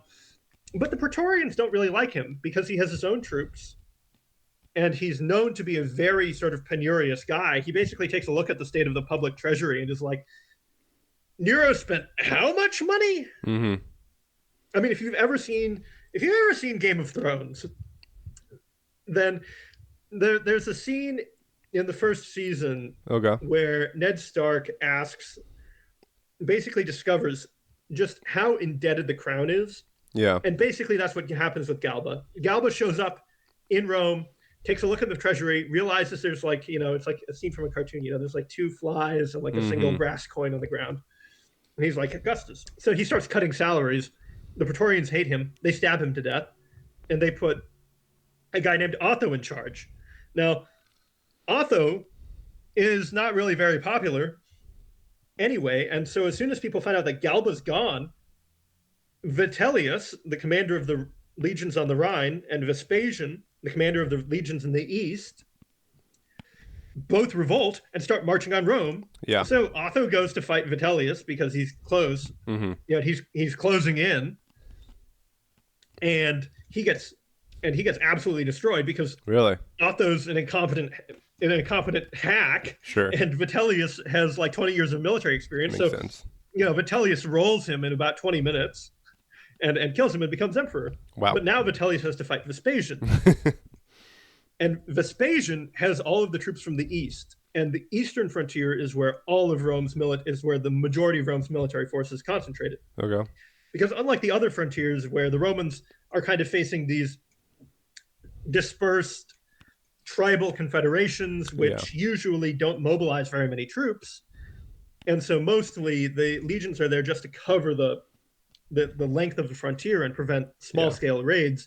In the east, you have the Parthians, and the Parthians are a very powerful empire. Yeah. They have a formal, organized, professional military. They have the capacity to put thousands of men on the battlefield with good equipment, good training, and good commanders. So the Romans keep huge numbers of troops there in the east. And Vespasian takes his troops out of there. And obviously this occasions a revolt in Judea because the Jews and the Samaritans and the people living there are not very happy with Roman rule because the Romans bring taxes and they force you to quarter their troops. You can learn more about that in the New Testament. Yeah, well, and this is a sort of background to actually the sack of Jerusalem. Yeah. In 70, which will eventually right? happen under Vespasian's son Titus. Okay. But this is the Great Jewish Revolt.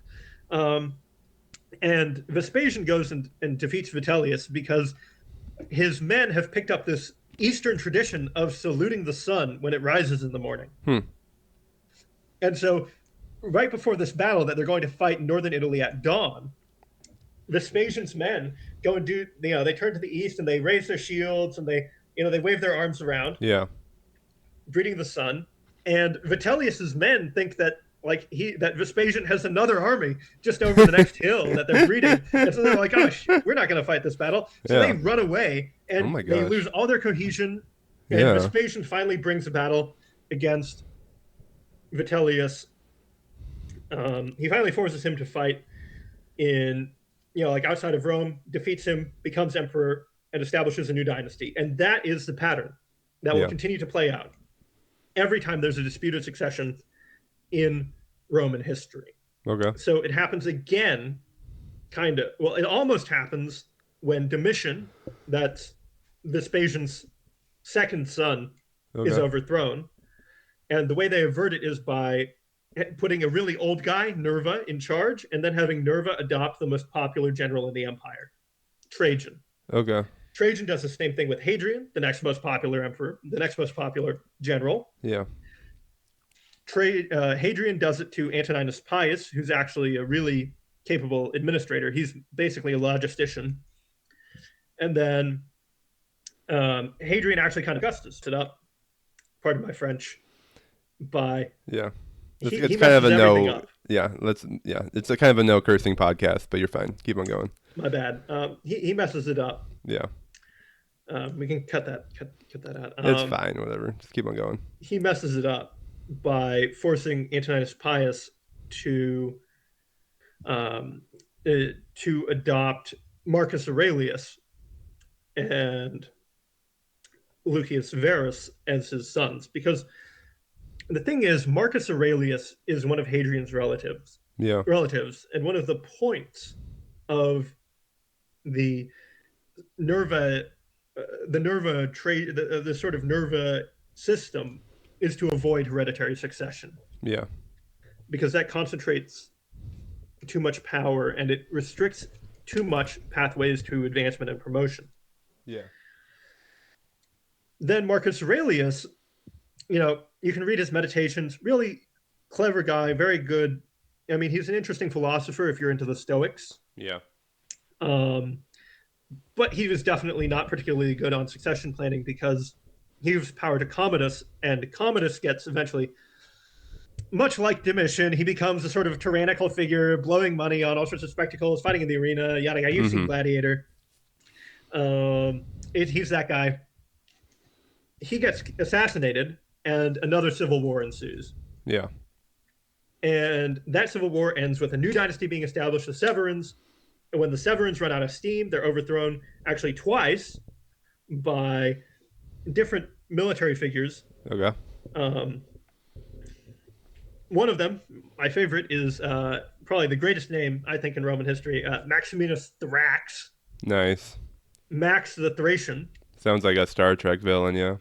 He does, right? He does. But he overthrows one of the Severans. They come back under Elagabalus, who is who brings this weird cult from the east. And the Romans say all sorts of terrible things about him, including that he purportedly ate babies. Yeah, of course. Anyway, Elagabalus is succeeded by his cousin Alexander Severus, and Alexander Severus is eventually overthrown and killed as well.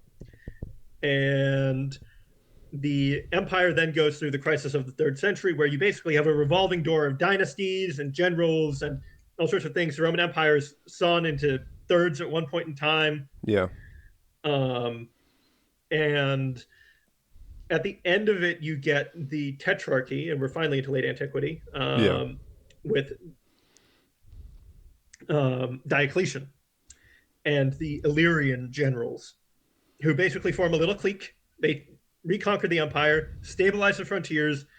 Diocletian does all sorts of things to reform the empire. I hate Diocletian. All my Christian homies hate Diocletian. He's an awful oppressor. Persecution of Christians. Yeah. Which, incidentally, actually, I was reading. There's an interesting. There was an interesting article, and I'm trying to remember who wrote it, but someone recently has been putting forward the argument that actually the Diocletianic persecutions may not have actually been targeted at Christians directly. It may have actually been targeting Manichaeans. Oh, okay. Because the Manichaeans, and this is the funny thing, we generally don't tend to think about them like this. Yeah. But the Manichaeans were actually originally created by Mani. Yeah.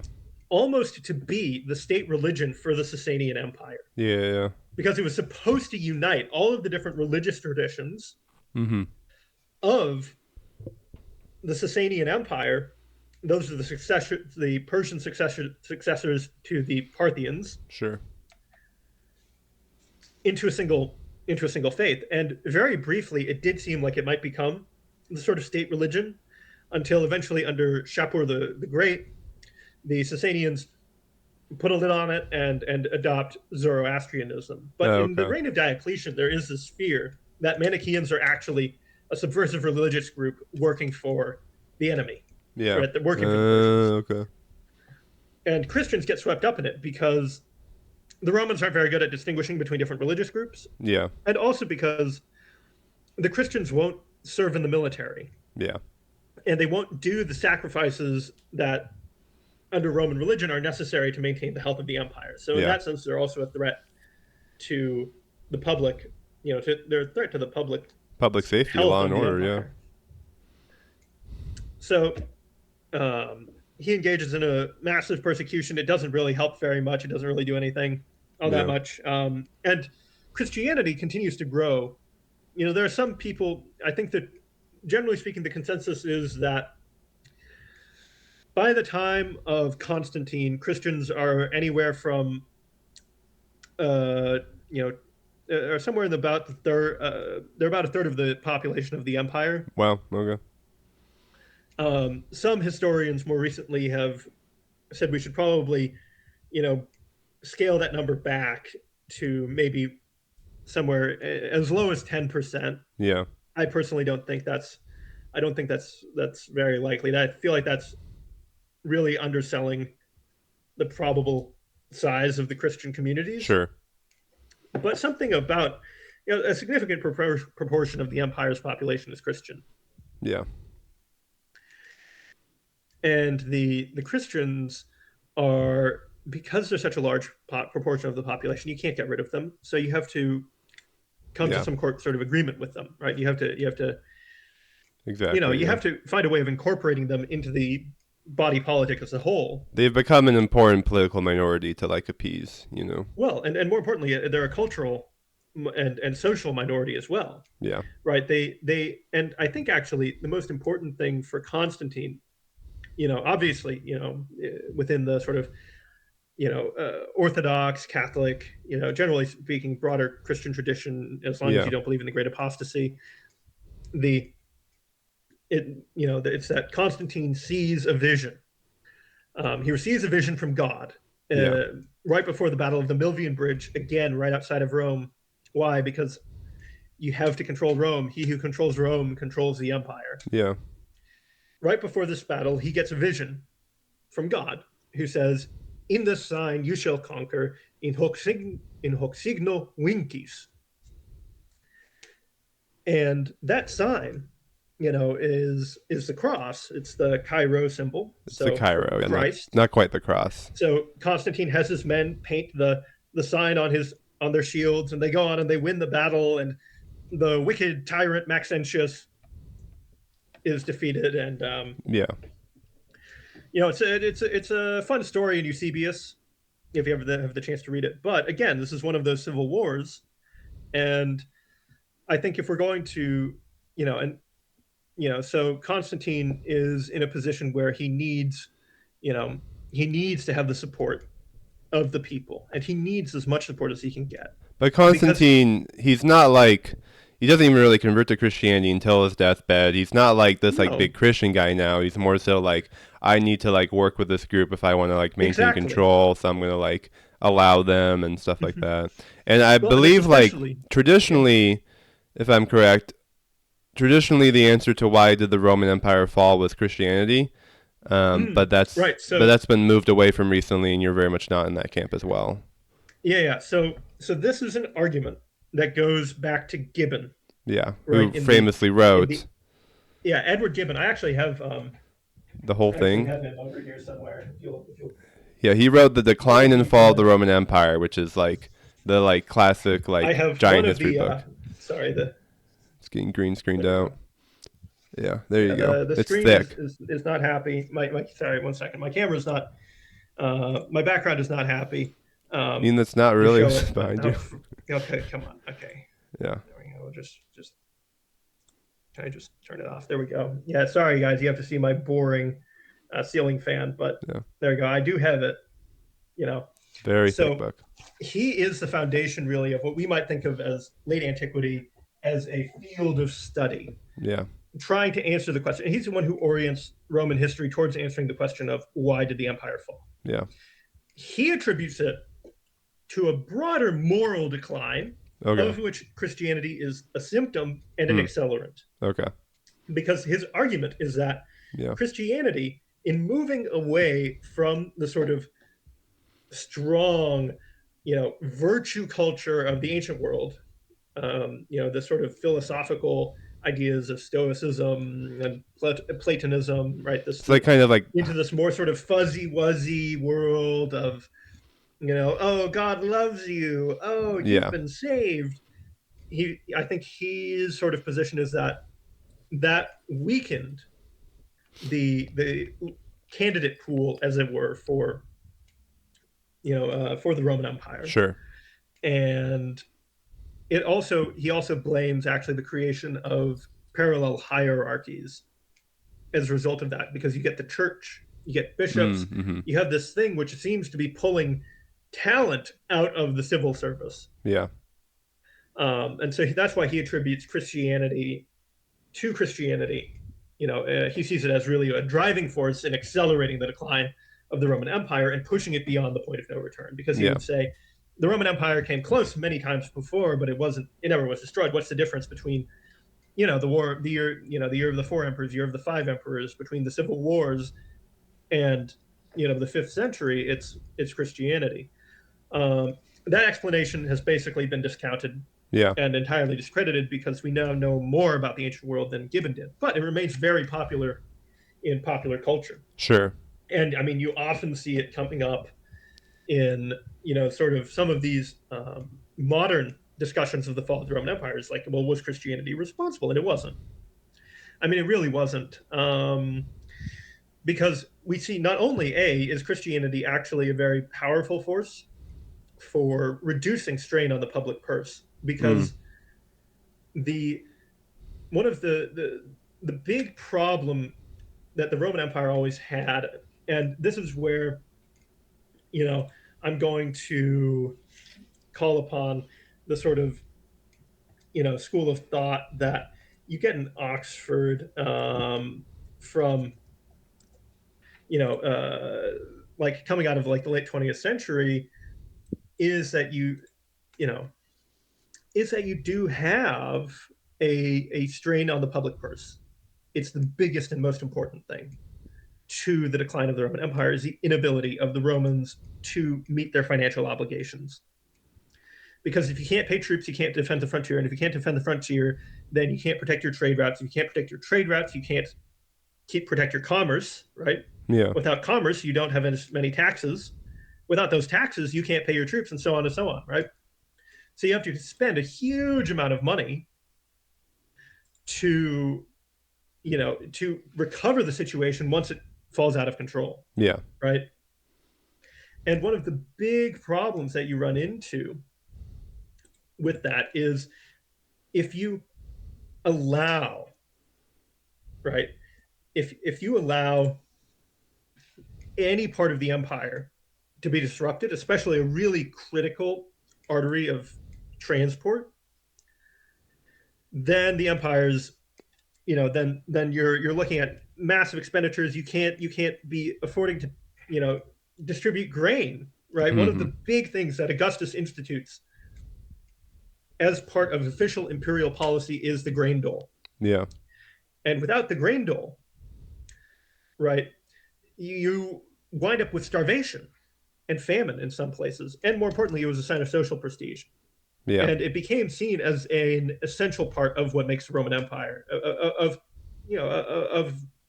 a core part of imperial policy. yeah, Right. I mean, it would be a bit like if, tomorrow the president said, well, we can't afford Social Security anymore, so I'm abolishing it. wow, okay, That would be a disaster, right? It would be yeah, politically disastrous. So anyone who came along and said, well, don't worry, I'm going to bring back Social Security and it'll be bigger and better than ever, oh sure, yeah, instantaneously is going to, become the most popular man in the empire. yeah, And so you have this real inflexibility in the Roman public purse. The outlays are increasing constantly mm-hmm. throughout the fourth century because the Romans keep fighting civil wars. At one battle, the Battle of Mursa,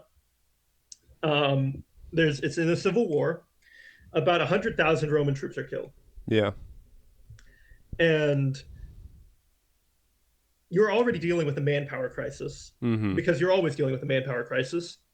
Because in the ancient world, in any pre-modern society, any man you take away from the fields is going to directly impact your agricultural production. Yeah, And if you take too many men away, starvation, famine, riots, the collapse of local authority ensues. So you have to spread the burden out across the empire. And we see time and time again that the direction that the Romans are taking is towards gathering as much money and as many men as possible to just keep the empire going. And eventually the system begins to fall apart. It's why they begin to recruit very heavily from groups outside the empire. And also, you get depopulation. Depopulation is a constant threat in the ancient world. Okay. So especially in places like Gaul, right? This is why there's huge areas which are given over to the Federati. It's because there's no one living there anymore, Mm-hmm. or very few people, not enough to sustain towns, cities, and military recruitment. So you have a demographic crisis, and that is coupled with a political crisis Mm-hmm. because authority becomes very, very unclear in the late Roman world. Okay. Because again, the system that Augustus created does not have room for multiple Roman emperors. Yeah. Diocletian tried to create a system, the Tetrarchy, With 4. which would have 4 emperors. Yeah. The idea being this would enable them to have a stable succession and, more importantly, have an emperor responsible for different sections of the imperial frontier. Yeah. So that there would be a clear chain of command, and more it would disperse. It would create more opportunities for advancement, right? Now, the Romans didn't. The Diocletian system collapsed. Even in his own lifetime, it stopped working because you're asking Romans to do the most un-Roman thing. You're asking people who are basically the emperor to do the most un-emperor thing possible, Yeah. which Share is giving power. up power. Yeah. They won't do it. They can't do it. Yeah. So they constantly fight to see who's the number one. Of course. Who's the best emperor, who's the leader. And when you get into the 5th century, this really begins to accelerate because the Western Roman emperors are constantly in this state of perpetual military crisis. Yeah. And Which, the before we Eastern get Roman into emperors, that, let's do a final break, and then we'll come back. All right, and we're back. All right, keep on going, Duncan. right? Well, I mean, so when we think about why did the Roman Empire fall, my personal theory is that it's ultimately the product of inter like internal politics. Yeah. The empire isn't brought down by any of these sort of external forces, even as damaging as they are. I don't think the Vandals or the Visigoths or the Mm-hmm. Franks or any of these groups is necessarily and was necessarily like an insurmountable cause. It wasn't even necessarily, I think, like sometimes you'll hear people put out like cultural replacement, like the barbarization of the empire or something like that. Is not really true. That was always there to a certain degree. Like the Romans were consistently settling and resettling people throughout the empire, and you can tell actually that this was imperial policy and very well established imperial policy just by looking at the way that the Romans moved auxiliary units around, and then it continues to be imperial policy into what we would call the Byzantine and later periods. Yeah. Like the Byzantine emperors regularly resettled Slavs on the Anatolian frontier, Mm-hmm. and did the same thing with Turks on the western frontier. So it's hardly surprising, right, that they would be doing this. And it's really, I think, the culprit for the fall of the Roman Empire is actually the internal conflicts between the Romans, between the Eastern and Western Roman empires, because the Western Roman Empire was never as wealthy. It wasn't as wealthy or as populated as the East, but it had 2 very important things. The first is that it was home to the recruitment centers of the empire. Interesting. Okay. Because looking at if we look at the epigraphic evidence, as well as our literary evidence and our archaeological evidence, everything points to the idea that probably something almost on the order of 75% of the Roman army came from the Western provinces. Really? Okay. Despite the Western provinces only having about 60 to 70% of the population of the East, Yeah. if that. So these are, the sort of the areas where military service is also not only just like a career, it is the career. It is Hmm. your pathway forward Okay. to social prestige and capital and all of the other things. So the Western Roman Empire consistently has usually a better manpower situation than the East, but the East has a better financial situation than the West. Yeah. So you kind of need both halves of the empire working together to make the system function well. And that system obviously begins to break down. And what you get is the Eastern Roman Empire really begins to meddle in politics in the West. Again, because they have the money, they have the ability to influence politics. Their Yeah. frontiers, they're so wealthy that they can afford to pay people off and reduce the amount of manpower that they need to maintain in the field at any given time. Yeah. And they begin to meddle in the politics of the West. And eventually, this results in the West, you know, descending into sort of political chaos. Because anytime they do, if you're a Western Roman emperor and you do something the Eastern Roman emperor doesn't like, he'll just buy off a general and overthrow you. Mm-hmm.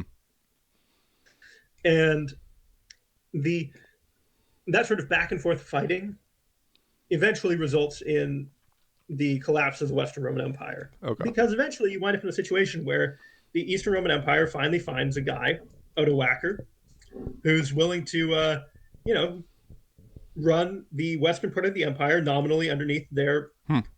underneath as like a client king, Yeah. Yeah. and that eliminates the threat to imperial power.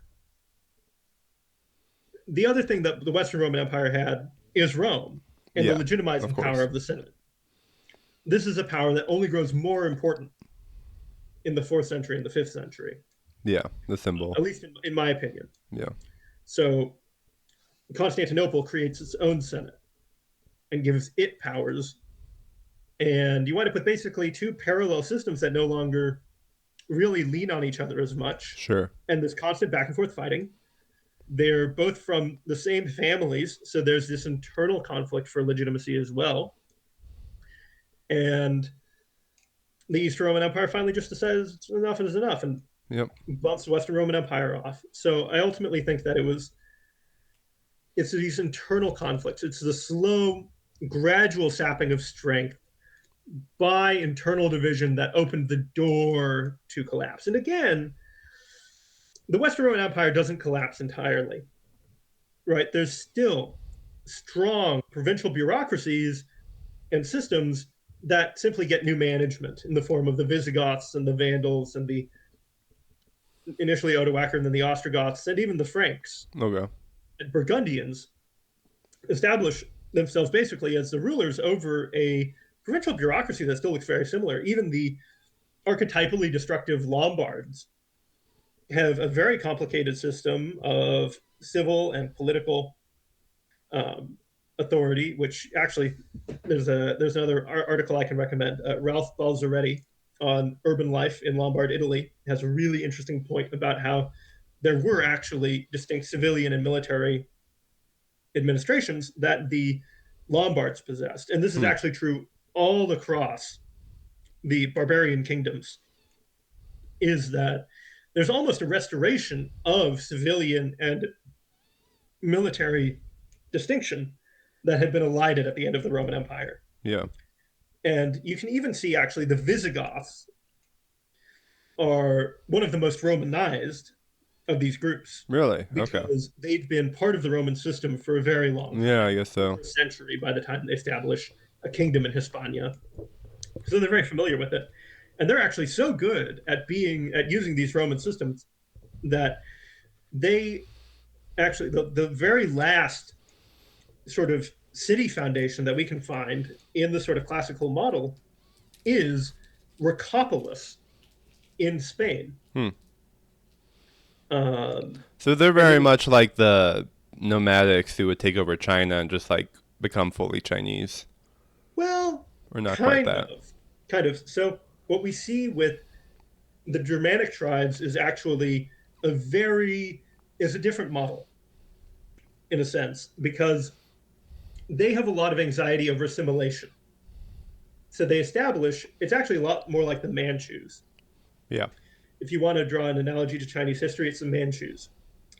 Because what they do is they establish distinctions between themselves as a ruling class and the Romans Okay.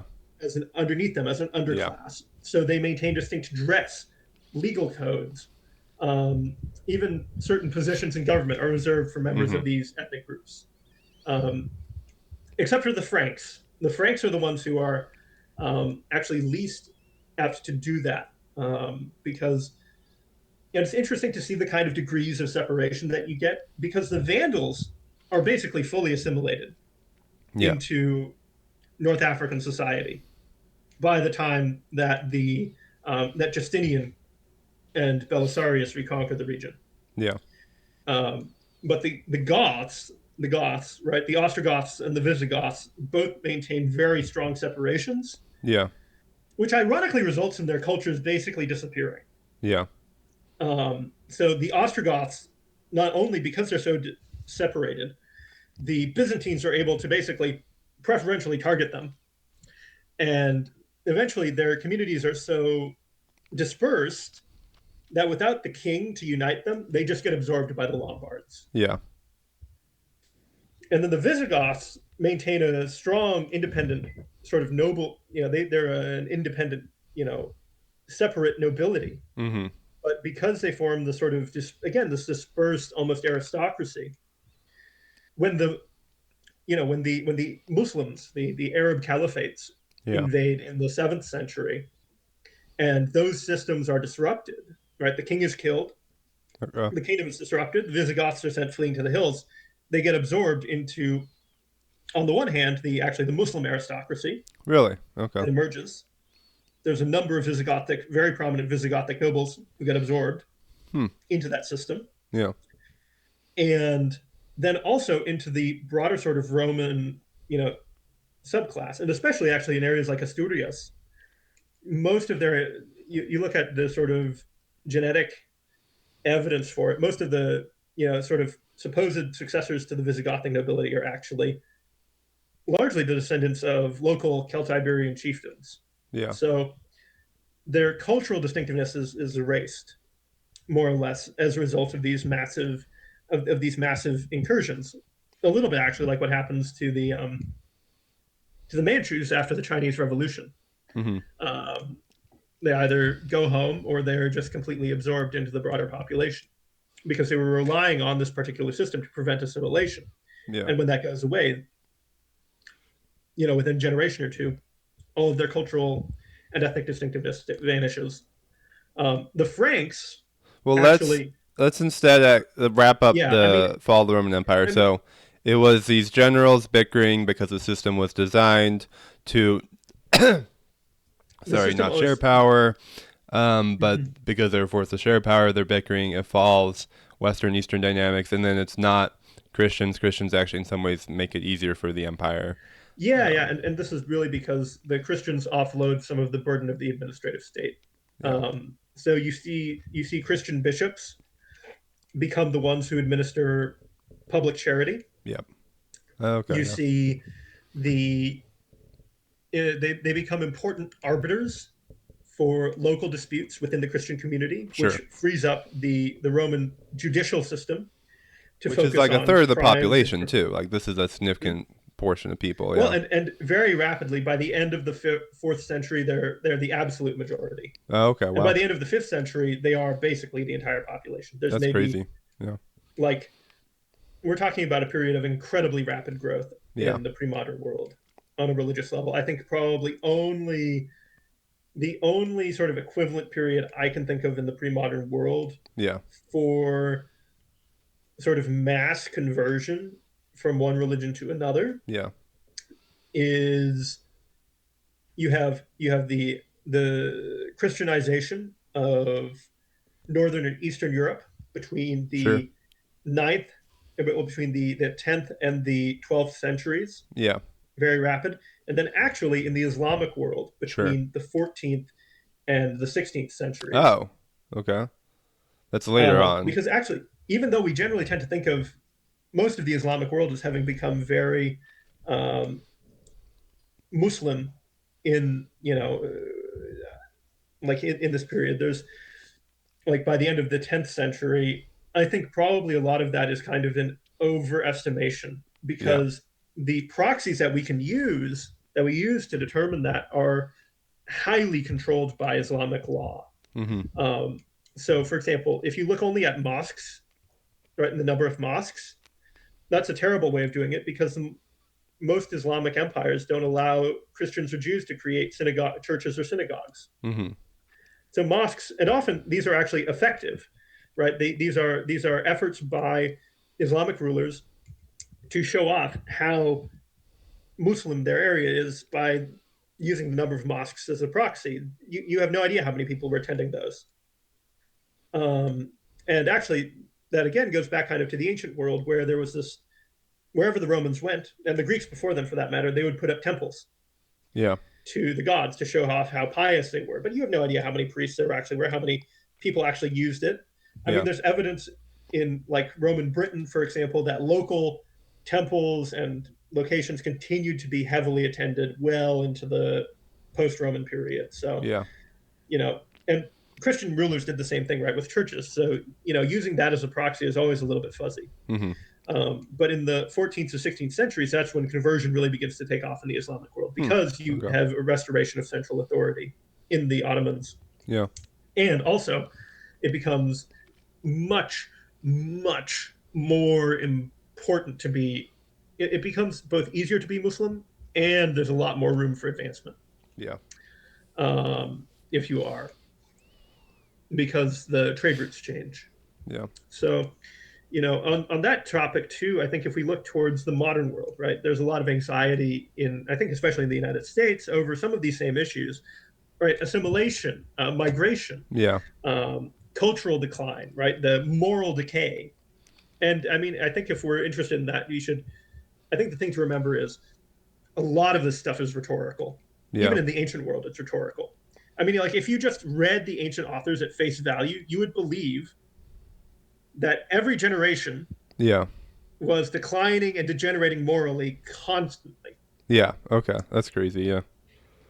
Well, and they have this rhetorical thing, right, where they say, well, the new generation is terrible, they're awful, they're moral degenerates, but Yeah. the old Kids these generation, they days. were great, they were wonderful, they were Yeah. they were way more, they were way more stoic and good, Mm-hmm. virtuous people.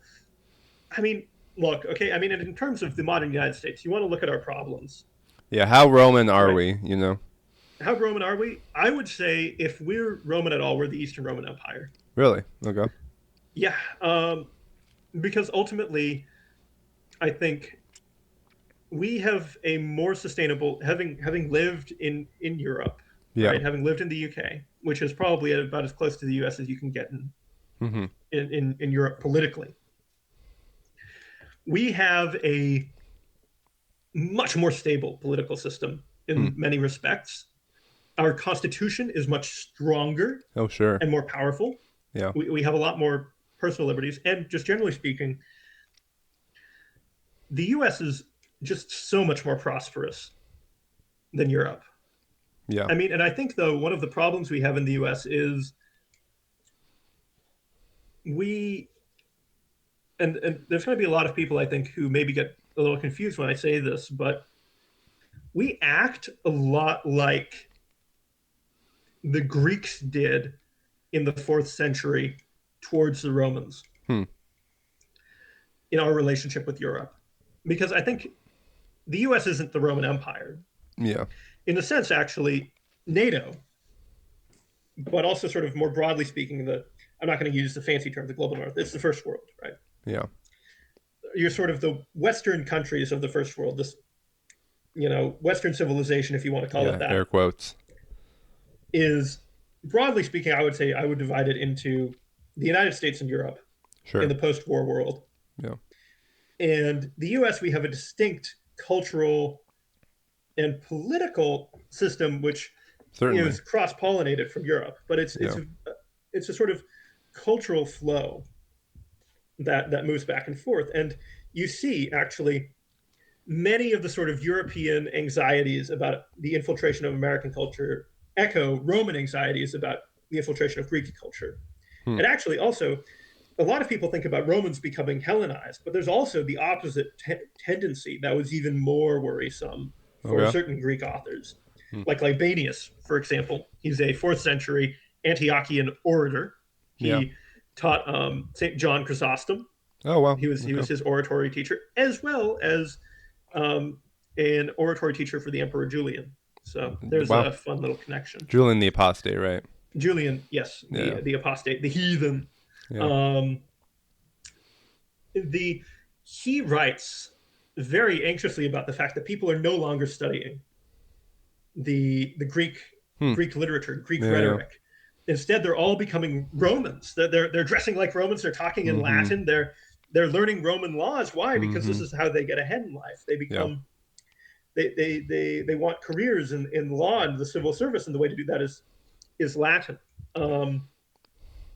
And I think we see a little bit of that sometimes here in the U.S., where there's a sort of desire to be more European, Sure. to be closer to Europe, where Europe is a sort of aspirational. They're There's an the fashionable aspirationality to it. ones, the ones with the good cuisine, Exactly. stuff Well, like but also that. I think, yeah, And on a like cultural level, politically as well for a lot of people. yeah, exactly. Well, and this is actually true on both the left and the right, Okay. because we've imported, to a certain degree, our in the modern world, we've imported a lot of political ideas from Europe. Yeah. Um, and we have this very idealized image of European society and culture, which is not necessarily true. And likewise, they have particular ideas about us that are not necessarily true. Sure. I think if the U.S., even though we're facing, we have a lot of problems. Like there are problems in this country, Yeah. but I still think, having been to all over the world, I do think that the U.S. is, I think, the greatest country on earth. Um, we Do you have think we have a There are thousand freedoms more? that we enjoy in this country that other countries simply, like you don't realize just how free Mhm. you are in this country. And in a sense, it does make us quite Roman, um, But do you because the think we have Romans. another 1,000 years in us, like the Eastern Roman Empire did? I think we can make it. Okay. Honestly, Wow. I Yeah. think we can make it.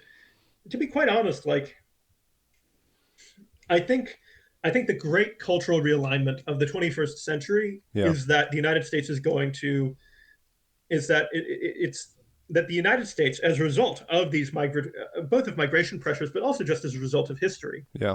we go through different periods of time where we become fascinated by different parts of the world. Um, I think we're moving away from our sort of period of fascination with. So, like, we go through, like, we go through periods where we're fascinated with Europe, Yeah. then periods where we're fascinated with Asia Mm-hmm. in a sort of Orientalist almost sense, Yeah. and then we become fascinated as we turn back. Usually, as we turn inwards, we also begin to look towards the Western Hemisphere. So I think actually the big story is that the United States in the 21st century is going to be realigning towards Latin America. Oh, I 100%. think this Yeah. is already happening. Yeah. I We mean, see this in we the see it. Southwest, but I think it's just going to be more and more evident across the Well, and I country. think Yeah. just generally speaking, not necessarily on an ethnic level or Okay. on a cultural level, but I think I've been on a cultural, not necessarily on but I think on a political, cultural Really? level, I Okay. think we're going to become more interested in Latin in the Western Hemisphere, Yeah. and especially I think both, of course, in Mexico, but Sure. also in countries like Argentina, Chile, Colombia, Brazil. Mm-hmm. I think the great story of the 21st century is going to be a story of American realignment for at least the next 20, 30 years, as we assimilate more and more.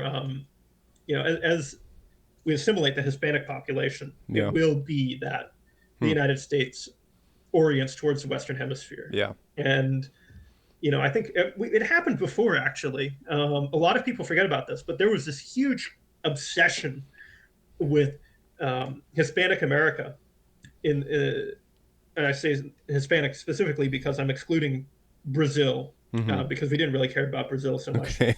In between the 18, basically between the Louisiana Purchase and the Civil War, and roughly the Civil War, Really? and really sort of the 1840s, there was a Really? period of about 30 years where we were absolutely obsessed with Hispanic America, Wow. like with Mexico, with Colombia, with Argentina, with these countries, because What did that look They like? What did were we do as a country? so there was this obsession with like Spanish things. Yeah. So like people would dress up like like these Spanish Hmm. nobility, like like these sort of like Latin American, you know, like wealthy Latin Americans. Santa Anna, actually, where he There wound he up is. after he was overthrown? Where'd you go? New York, Really? Okay. New York. Was he And treated like he royalty? was a speaker. He did all sorts of stuff. Oh He my started a bunch gosh. of failed businesses That's selling great. stuff like chewing gum. He introduced chewing gum supposedly to the United States. Okay, cool. But we had this great obsession with like Latin America, Yeah. and it happens whenever the United States we become obsessed with the Western Hemisphere because ultimately the American impulse towards isolationism is Hmm. really an impulse. It's really a terrestrial interest.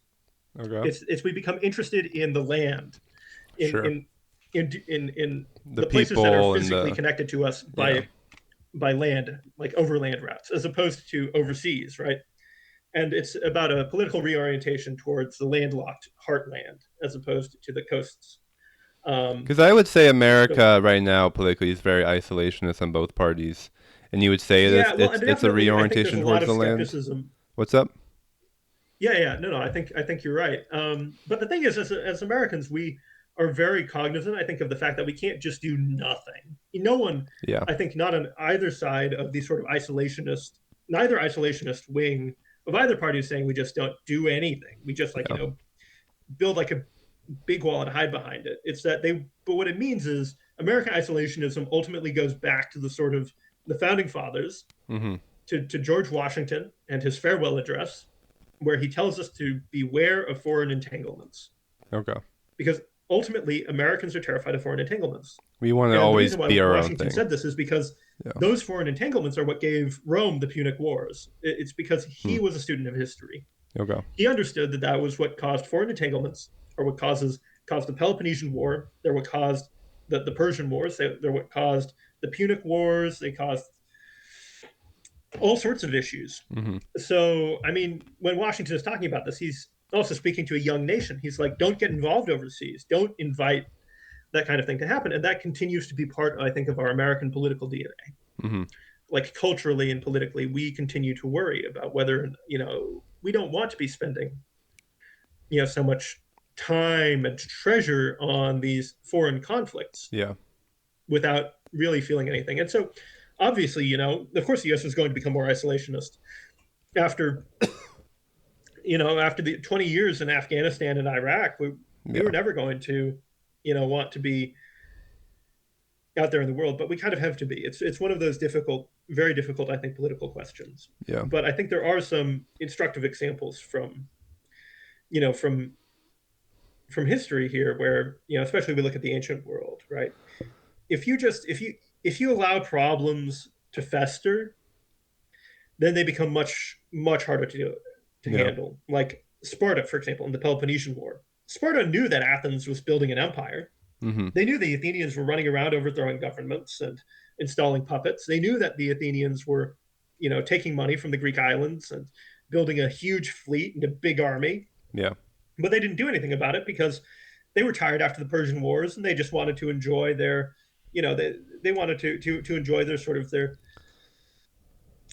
little corner Well, of the that, Peloponnese. that's one reason among many that World War II happened was that people were so fatigued after World War One they like didn't even want to deal with Hitler invading all these countries. You know. Well, exactly. Well, I mean, Yeah. but also, I mean, you look at World War II.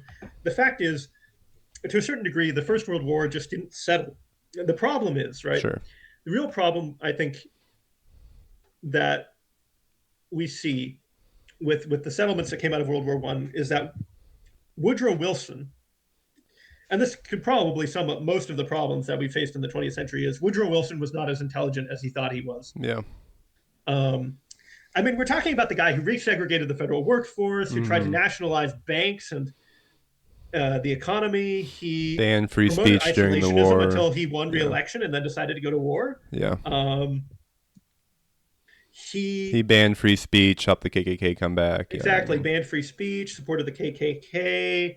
He was and I mean, in many ways, and then also he didn't even have the temerity to be held to be able to be held account when he left office because he had a stroke. Yeah. And like maybe perhaps not to draw too much of a comparison to recent history, there is still a lot of uncertainty about who was actually running the government during his last year in office. Sure. Um, so you know, Woodrow. I mean, but exactly after that, and especially after the sort of the debacle that came out of that was the League of Nations and all of that, there Yeah. was a real fear, I think, that we would get dragged into another war. But I mean, I do think one of the crises we face now is actually that it's political religion. Okay. It's the fact that I think, unlike well, actually, quite similar to other periods in American history, there's been a general decline in religiosity. Yeah. I mean, people forget this, but we often talk about how irreligion is higher than it's ever been before. Something like I think 20 to 30% of the U.S. population is irreligious. Yeah. Like but actually, of that, the vast majority, is spiritual but not religious. Sure. So SBNR, they believe in something, they're just not sure. Yeah. They don't want to put it in words. They don't want to codify it. And they're about 20. I think they're about 20% of the population or so, Yeah. Are roughly. you about to bring up the Second Great But Awakening? exactly Yeah. because people forget this. The U.S. at the time of the American Revolution Oh yeah. and afterwards, church attendance was, I think, something like 25%, Yeah. maybe less. Very irreligious. In a Very like period enlightenment, where, like we know better, stuff like that. well, in a period where churches were the center of social, cultural, and political life. Yeah. So, this isn't the first. So I think this is also going to happen. We're going to get another Great Awakening. Sure. Pentecostalism has kind of is has now gotten big enough that it'll need to resolve some of its internal issues. Yeah. The mainline denominations are undergoing a sort of period of transformation as a result of aging They're demographics. starting. Yeah. They are. So I think another Great Awakening is in the works, especially as the sort of Billy Graham generation begins to pass away. The people who were inspired by him, Sure. as they Yeah. begin to retire and pass away, the sort of prolongation of the Third Great Awakening is finally coming to an end. So Yeah. there's probably another one around the corner somewhere. Yeah. Don't know what it's going to look like. No one ever does, but No. it'll come probably. Do you think it will be somewhat Catholic and Orthodox focus with the like I think. current 2020s? There's a little bit of a surge, although I don't know if it's actually sustainable.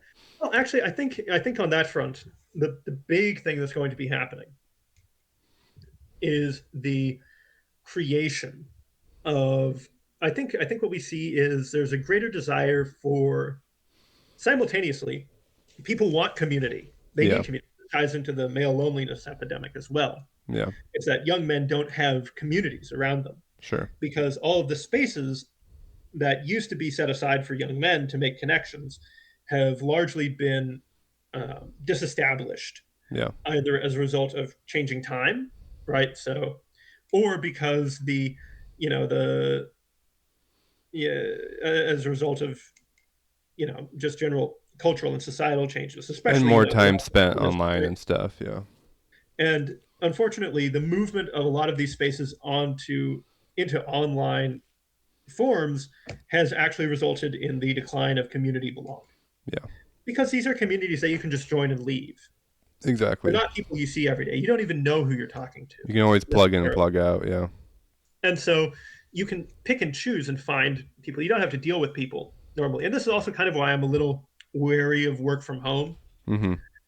Like people who are just like, oh, unless you have a community around you and other Mm-hmm. stuff, you're not going to have the kind of social connections that human beings need.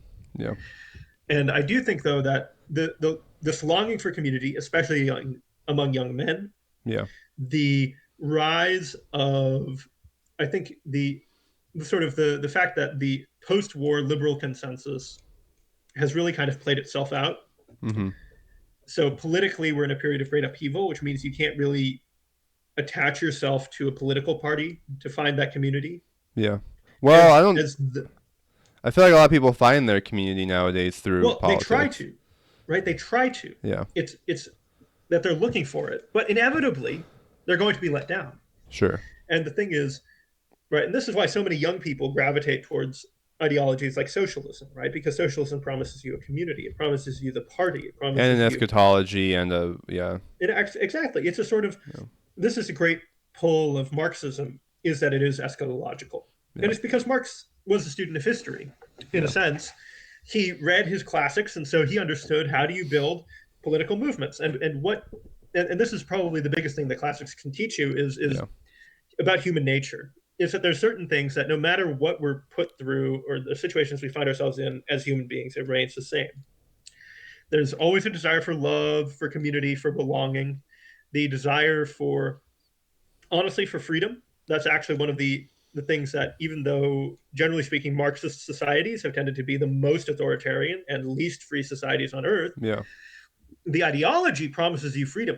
It Yeah. promises you freedom from bourgeois systems of belonging, Yeah. from these sort of bourgeois conceptions of these different things. I do think that when we speak of, when we speak of political community, political religion, the thing is, we're seeing that that's already been, I think that's already falling apart. Mm-hmm. People can't find what they're looking for in politics. And so that means there's a time of soul searching coming. Yeah. And I think I it's could see happening right that. now. I do think that one of the advantages that the Catholic and Orthodox churches have, Yeah. at least in the United States, is that they provide you with a system to live by. Yeah. And it's a very different thing to a lot of modern Protestantism, and Mm-hmm. especially you see it in mainline Protestantism, where mainline Protestants, especially churches like the Episcopal Church, for example, Sure. don't generally ask their believers to believe in much of anything, Yeah. even the divinity of Christ. Yeah. In some of these, in the case of some churches, and the feeling that the sort of anything goes approach to religion. Yeah, I bring up the Episcopal Church because my grandmother is an Episcopalian. Sure. The sort of anything goes, but also the sort of very, you know, wibbly, God is love, it's like God is love In like a very everybody vague, sort of thing. abstract sort of sense. Yeah. Exactly, the sort of very vague moralisms. Yeah. I don't want to call it necessarily a very vague morality because I do think there is a moral system under it, but the way it's presented is very wibbly, cloudy, Mm-hmm. uncertain. People want something to live by. They want a code. They want something that asks something of them. And this is the thing, right? It's Yeah. that Stricter people religions want to always be, have more success. Like that's like a rule of religion. exactly. They want to be told that there's something they need to do. Yeah. They want to be held to a higher standard. There is an innate human desire Yeah. to do it. And I think one of the reasons why we see so much depression in the modern world is because we no longer ask very much of people. Sure. And I think especially it's true for young people because as young people, we don't have the life experience necessary to make sense of the world. We don't have the ability to, think about the world in the same way that an older person does. I mean, like, I don't know if you remember being a teenager. I mean, we're not all that old ourselves, right? We're, Well, I was talking about this with a previous guest where, and for a lot of people in our culture, in our American culture nowadays, your 20s are seen as like extra bonus teenage years, where you have a job and you have some responsibilities, but it's still about like partying and no, two series yeah. of commitments and stuff like that. Well, And like still like having all these experiences before you settle down in your 30s, and like biologically, socially, that's not how humans tend to really behave, at least well, historically. exactly. I mean, and I was thinking about this recently because I'm going to a wedding in August. Sure. So the and I think actually, people have been asking, like why. I was trying to figure this out because I think what we see right now is that there's just there's we now have basically two generations, Gen X to a certain degree, but especially millennials and Gen Z, Sure. who don't really seem to be very good with money. Like I was watching people complain about their budgets, and I'm like, man, hold on a minute. You have like a $4,800 a month budget, and you're Yeah. spending $300 on eating out, and $300 on going out for drinks. Well, and I What are don't you know. I doing? don't know if this has always been the case, but I feel like not a lot of people nowadays know, like saving for retirement. Like it's a Exactly. common Well, thing. Like I don't even people, know what an IRA well, is. It's like, you well, know, exactly. There's been a real deficit in financial education in this country, which and is, it's I think, also partially. it does also tie into different financial crises that these Oh, generations are like absolutely. existing I under. think Yeah. I think though one of the big things is that actually because we've been having people have been having children later in life, Yeah. they don't. It used to be right. Like my grandmother had her first child Yeah. at the age of 23 Sure. in a graduate program while she was doing a master's degree. Yeah. Right before she finished a master's degree, I should say. She was like a week from graduation when she had That's my crazy. father. But Yeah. the point being, that means my father's childhood was spent in this period where his parents were in the sort of the trenches Hmm. financially, Okay. and so is my aunt too, and it Yeah. reflects, I think, to a certain degree in their attitudes. Sure. Whereas I look at my aunt, who was born, you know, she was born in, when my grandmother was in her early 30s, Sure. and you know, like she has objectively a better job than my older aunt, Yeah. but she's also much worse with money. And it's because, and this is the thing, right? If you grow up as a kid not having to worry about, like, because this is one of those lessons that used to be taught to children very early on in life, is Yeah. about budgeting, right? And that's because mom and dad can't afford to get you everything you want. When you look at, children who are later in life, and they're provided with everything, Mm-hmm. there's no worry about money because kids pick it up, then they never learn how to, and then they don't automatically imbibe the knowledge. Yeah. And if there's no effort to actually teach it to them, then they don't find out until, rubber hits the road in their 20s, and they're like, oh, I have to pay taxes, I've got to Mm-hmm. put money aside for this and that, Yeah. can I afford the rent? There's a real deficit, I think, in financial education, which has come as a result of people having children later in life and not realizing that they need to go out of their way to teach their children certain things. And let's yeah, all good. Let's go into our final question because we're about to wrap up our show for today.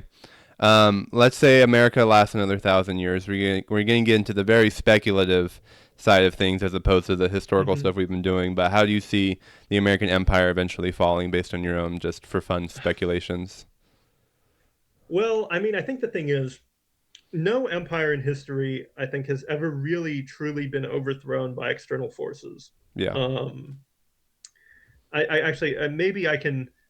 There's a vanishingly small number of them, and I think they were all overthrown by the Mongols. Okay. Sure. I Well, the believe Mongols are that. kind of exceptional Yes, on a they are. historical level. Um, and really, if you think about it, that's one empire conquering another. That's the Yeah. other Yeah. thing. That doesn't count. I mean, obviously, when we're thinking about the United States, if the United States lasted another 1,000 years, it would not be. It would probably be quite different. Sure. Um, the capital. I mean, if we were going to be straight in terms of historical analogy, the capital would be somewhere like Vancouver, Yeah. um, and or actually no, the capital would be like Monterrey in Mexico. Mm-hmm. Because that's what Constantinople kind of was. Yeah, kind of, and we would then have, the United States would probably be divided between, it would be overthrown by the barbaric Canadian hordes, Yeah. Yeah. who would overrun the northern United States Yeah. and establish the Canadian kingdoms, and Mm-hmm. they would have their own separate Canadian constitutions, which would govern their activities, and then a separate American constitution for the rest of us, and then Yeah. um, the sort of, like the Southwest would become the center of, the sort of rump American empire. There you But I go. mean, if we were going to be honest, I think actually the thing that's most likely to bring down the United States would really just be a sort of slow. The thing is, you don't get the same kind of dramatic collapses of empires in the modern world. Mm-hmm. I like to. Yeah. This is where I'd like to, bring in a quote from Douglas MacArthur, the American Caesar, as he was sometimes called, Oh, I believe that. uh, Yeah. which is that he once remarked upon his retirement that old soldiers don't die; they just fade away. And I Sure. think that's the same thing happens to empires. Old empires don't die; they fade away. Yeah. So if I had to get into the world of speculation, it's that the United States would leave behind a sort of skeleton. The skeleton of American values, I think, would continue to endure. Yeah. The through things like the Constitution, texts Mm-hmm. like the Constitution and the Declaration of Independence, Yeah. because the United States, almost uniquely of any nation in the world, has what we might call has civic nationalism, Okay. where your belonging to a nation is not determined based off of your ethnic background. It's not based off of your, Yeah. and this is despite the best efforts of isolationists of nativists at various points in American history, Sure. including today when you have the idea of heritage Americans floating around again. Yeah. This is the exact same thing the Know Nothing said back in the 1850s. So nothing really surprising there. But you get this, you know, we have the civic nationalism, and that creates an identity that I think is capable of enduring the political collapse of the United States. Mm-hmm. If in 1,000 years the United States collapses, it would be, I think, because we destroyed it ourselves. Sure. Um, because whether that's through inaction or through long, prolonged internecine conflict, Mm-hmm. and I will say, I don't think we're anywhere close to a civil war Yeah. in this country. You often hear people talking about it. We're nowhere close. No. And often the times, I think actually the reason why people feel like civil wars come out of nowhere is because civil wars are, generally speaking, the product of autocratic systems where the elite become detached from the lives of ordinary people. Okay. Like, there's a reason why the Roman Republic, despite this massive stratification of society in terms of wealth, rarely fought civil wars. Okay. And I mean, there's the other option for civil war is actually sectarian conflict in Mm-hmm. terms of not just religious sectarianism, but also regional sectarianism or And that's what ours sectionalism, was. Yeah. which was ours. Though it did take on some religious dimensions. Sure. But no, like if you have sectional conflict, then that can be a problem too. Yeah. But I also don't see that We don't really because have also, that. just generally speaking, Yeah. the ingredients aren't really there. Yeah. I think for a civil war. I mean, you know, the system is not nearly unforgiving enough to make open rebellion the only option. Yeah. So, I Like mean, and we're that's the gonna problem the fight Soviet through Union like ran into. online arguments and Congress people yelling at each other still. Oh, I think we need to. I think we need to turn off C-SPAN. Really? Um, Yeah, I could see that.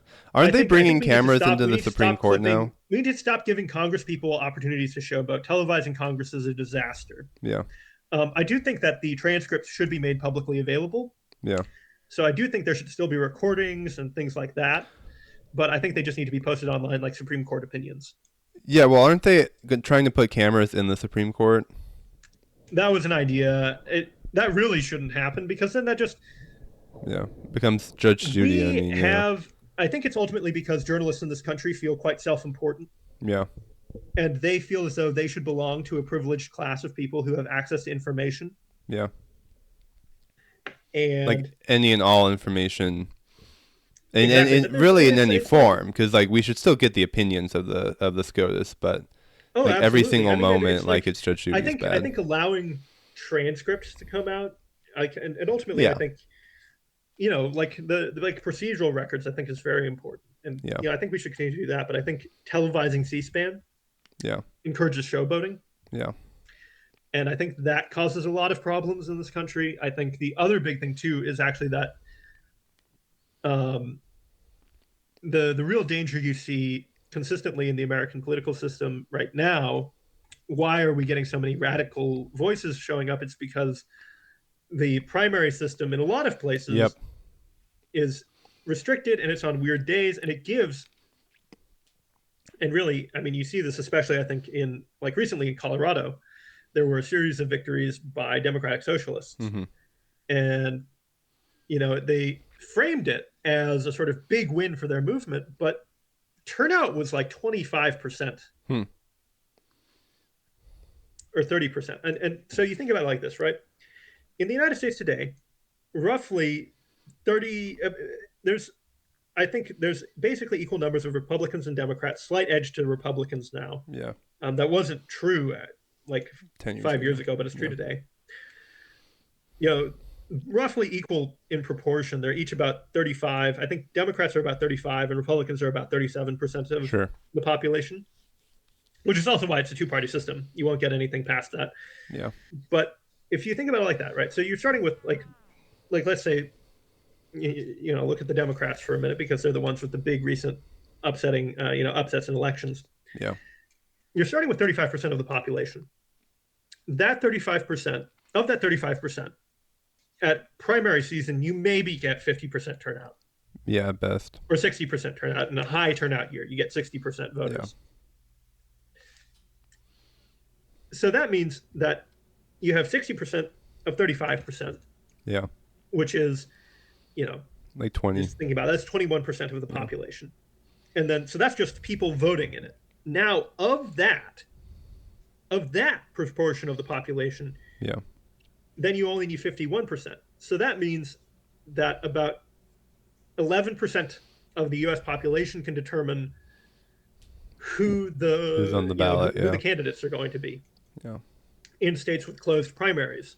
States with open primaries, like Texas And Arizona. Whoop whoop. and Arizona, case in point, where anyone can vote. That's where you begin to see not only higher turnout among registered voters, but Yeah. also, generally speaking, it encourages a different kind of politics. Yeah, because primaries that are closed, they are only people in the party, so the more radicals end up getting the wins. Well, And then once so the election season comes, they have to moderate themselves. Whereas there's open or primary, you have to appeal to the independents. Yeah. exactly, or you wind up in a situation where, you know, like if you have a close primary, it often comes down to a fight between party insiders and radical outsiders. Sure. And that's always a recipe for disaster because no matter who wins, you have a very small number. This isn't a truly popular candidate. You have to gain a lot of ground. Yeah. Make up a lot of ground for that. I mean, and on the other hand, though, there are problems too, right? Like in Texas right now, even though I won't be here, I'll be in Ohio when Sure. election season rolls around. Here in Texas right now, we have a race between Ken Paxton and James Tallarico for U.S. Senate. It's the only really competitive race in the state, I would say. And one of the problems is that there's a lot of media buzz around James Tallarico, but as far as I can tell, the man has completely abandoned all of the interesting positions that he used to hold. Sure. Because he needs to actually he's win. afraid.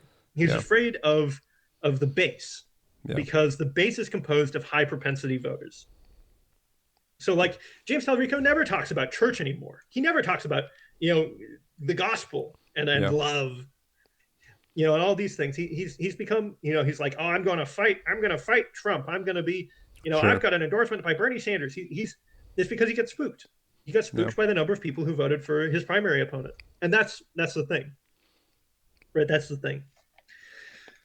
Where, we have this problem right now where so much of our politics is being driven by turnout in the base that it's very damaging, I think. And while that leads to a lot of kind of temporary conflict, it's not going to lead to any long-lasting fissures that will affect us. I mean, we go through periods like this, right? Yeah.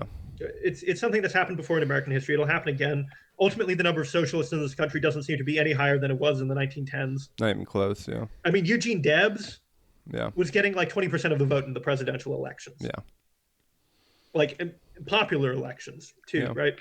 So I'm not too worried about it. I don't think there's really anything going on today that hasn't already been happening in American history or hasn't already happened in American history.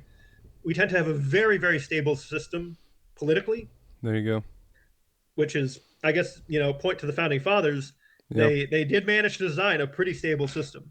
Well, happy everything we've tried to do for it. Happy 4th of July. If you think any of these issues are new, go read, go read speeches by people from the 1960s. Yeah. Ronald Reagan, A Time for Choosing, and the responses by Johnson and Humphrey. It's basically the same. It's the same problems. It's just different coats of paint. But people don't speak as well anymore because they don't read Greek and Latin, so they Of never course learn how not. to be good rhetoricians. And Hmm. I think that has impoverished our public discourse quite a bit. Well, we will end with first off, Happy 4th of July, Founding Fathers, Woo! but also one final piece of life advice for anybody listening to the podcast that you would give, Duncan. Yeah, go read a book outside. I Um, like that one. get a copy Yeah. of, and I mean like an actual, like a real hefty book. Okay. Like go read Mark Twain, or Yeah. I don't know if you're into it. I guess James Fenimore Cooper. Hmm. The Leather Stocking Tales, Last of the Mohicans, that sort of thing. Yeah. Go read The Lord of the Rings under a Hmm. tree. Yes. Go read something that's really nourishing mentally. I mean, Hmm. hey, if you're really into it, go read Herodotus. If you ever want to, if you anything there's if you ever want to be entertained, read Herodotus, and there's also some really good points on there for lessons we can learn in the modern world. Hmm. Don't read Aristotle outside; he's too boring. But He's kind read of hard to Herodotus. follow. Yeah. All right. Well, thank you very much, Duncan, for coming on. It's been a very, very enriching discussion. I know a lot more about Roman history than I did. That was always one of my weaker points with the ancient world, and so I'm very, very thankful for the thorough walkthrough of the empire and its decline and fall, of course. You can find more episodes of A Deck of All Jacks on YouTube and Spotify. This should be our third episode coming out. The plan is to have them come out every Tuesday. Um, Hopefully every week. That's the plan. We'll see how much I can follow up on that, but that's at least my goal and what I'm saying to my viewers. Thank you once again, Duncan, for coming on. You've been such an amazing, amazing guest. No, and thank you for having me again, Peter. And to all you listening, rock on! Rock on. All right. Happy 4th of July again, even though Happy that Fourth will of July, pass everybody! by the time we release this. But yes, we'll see you next time. Goodbye.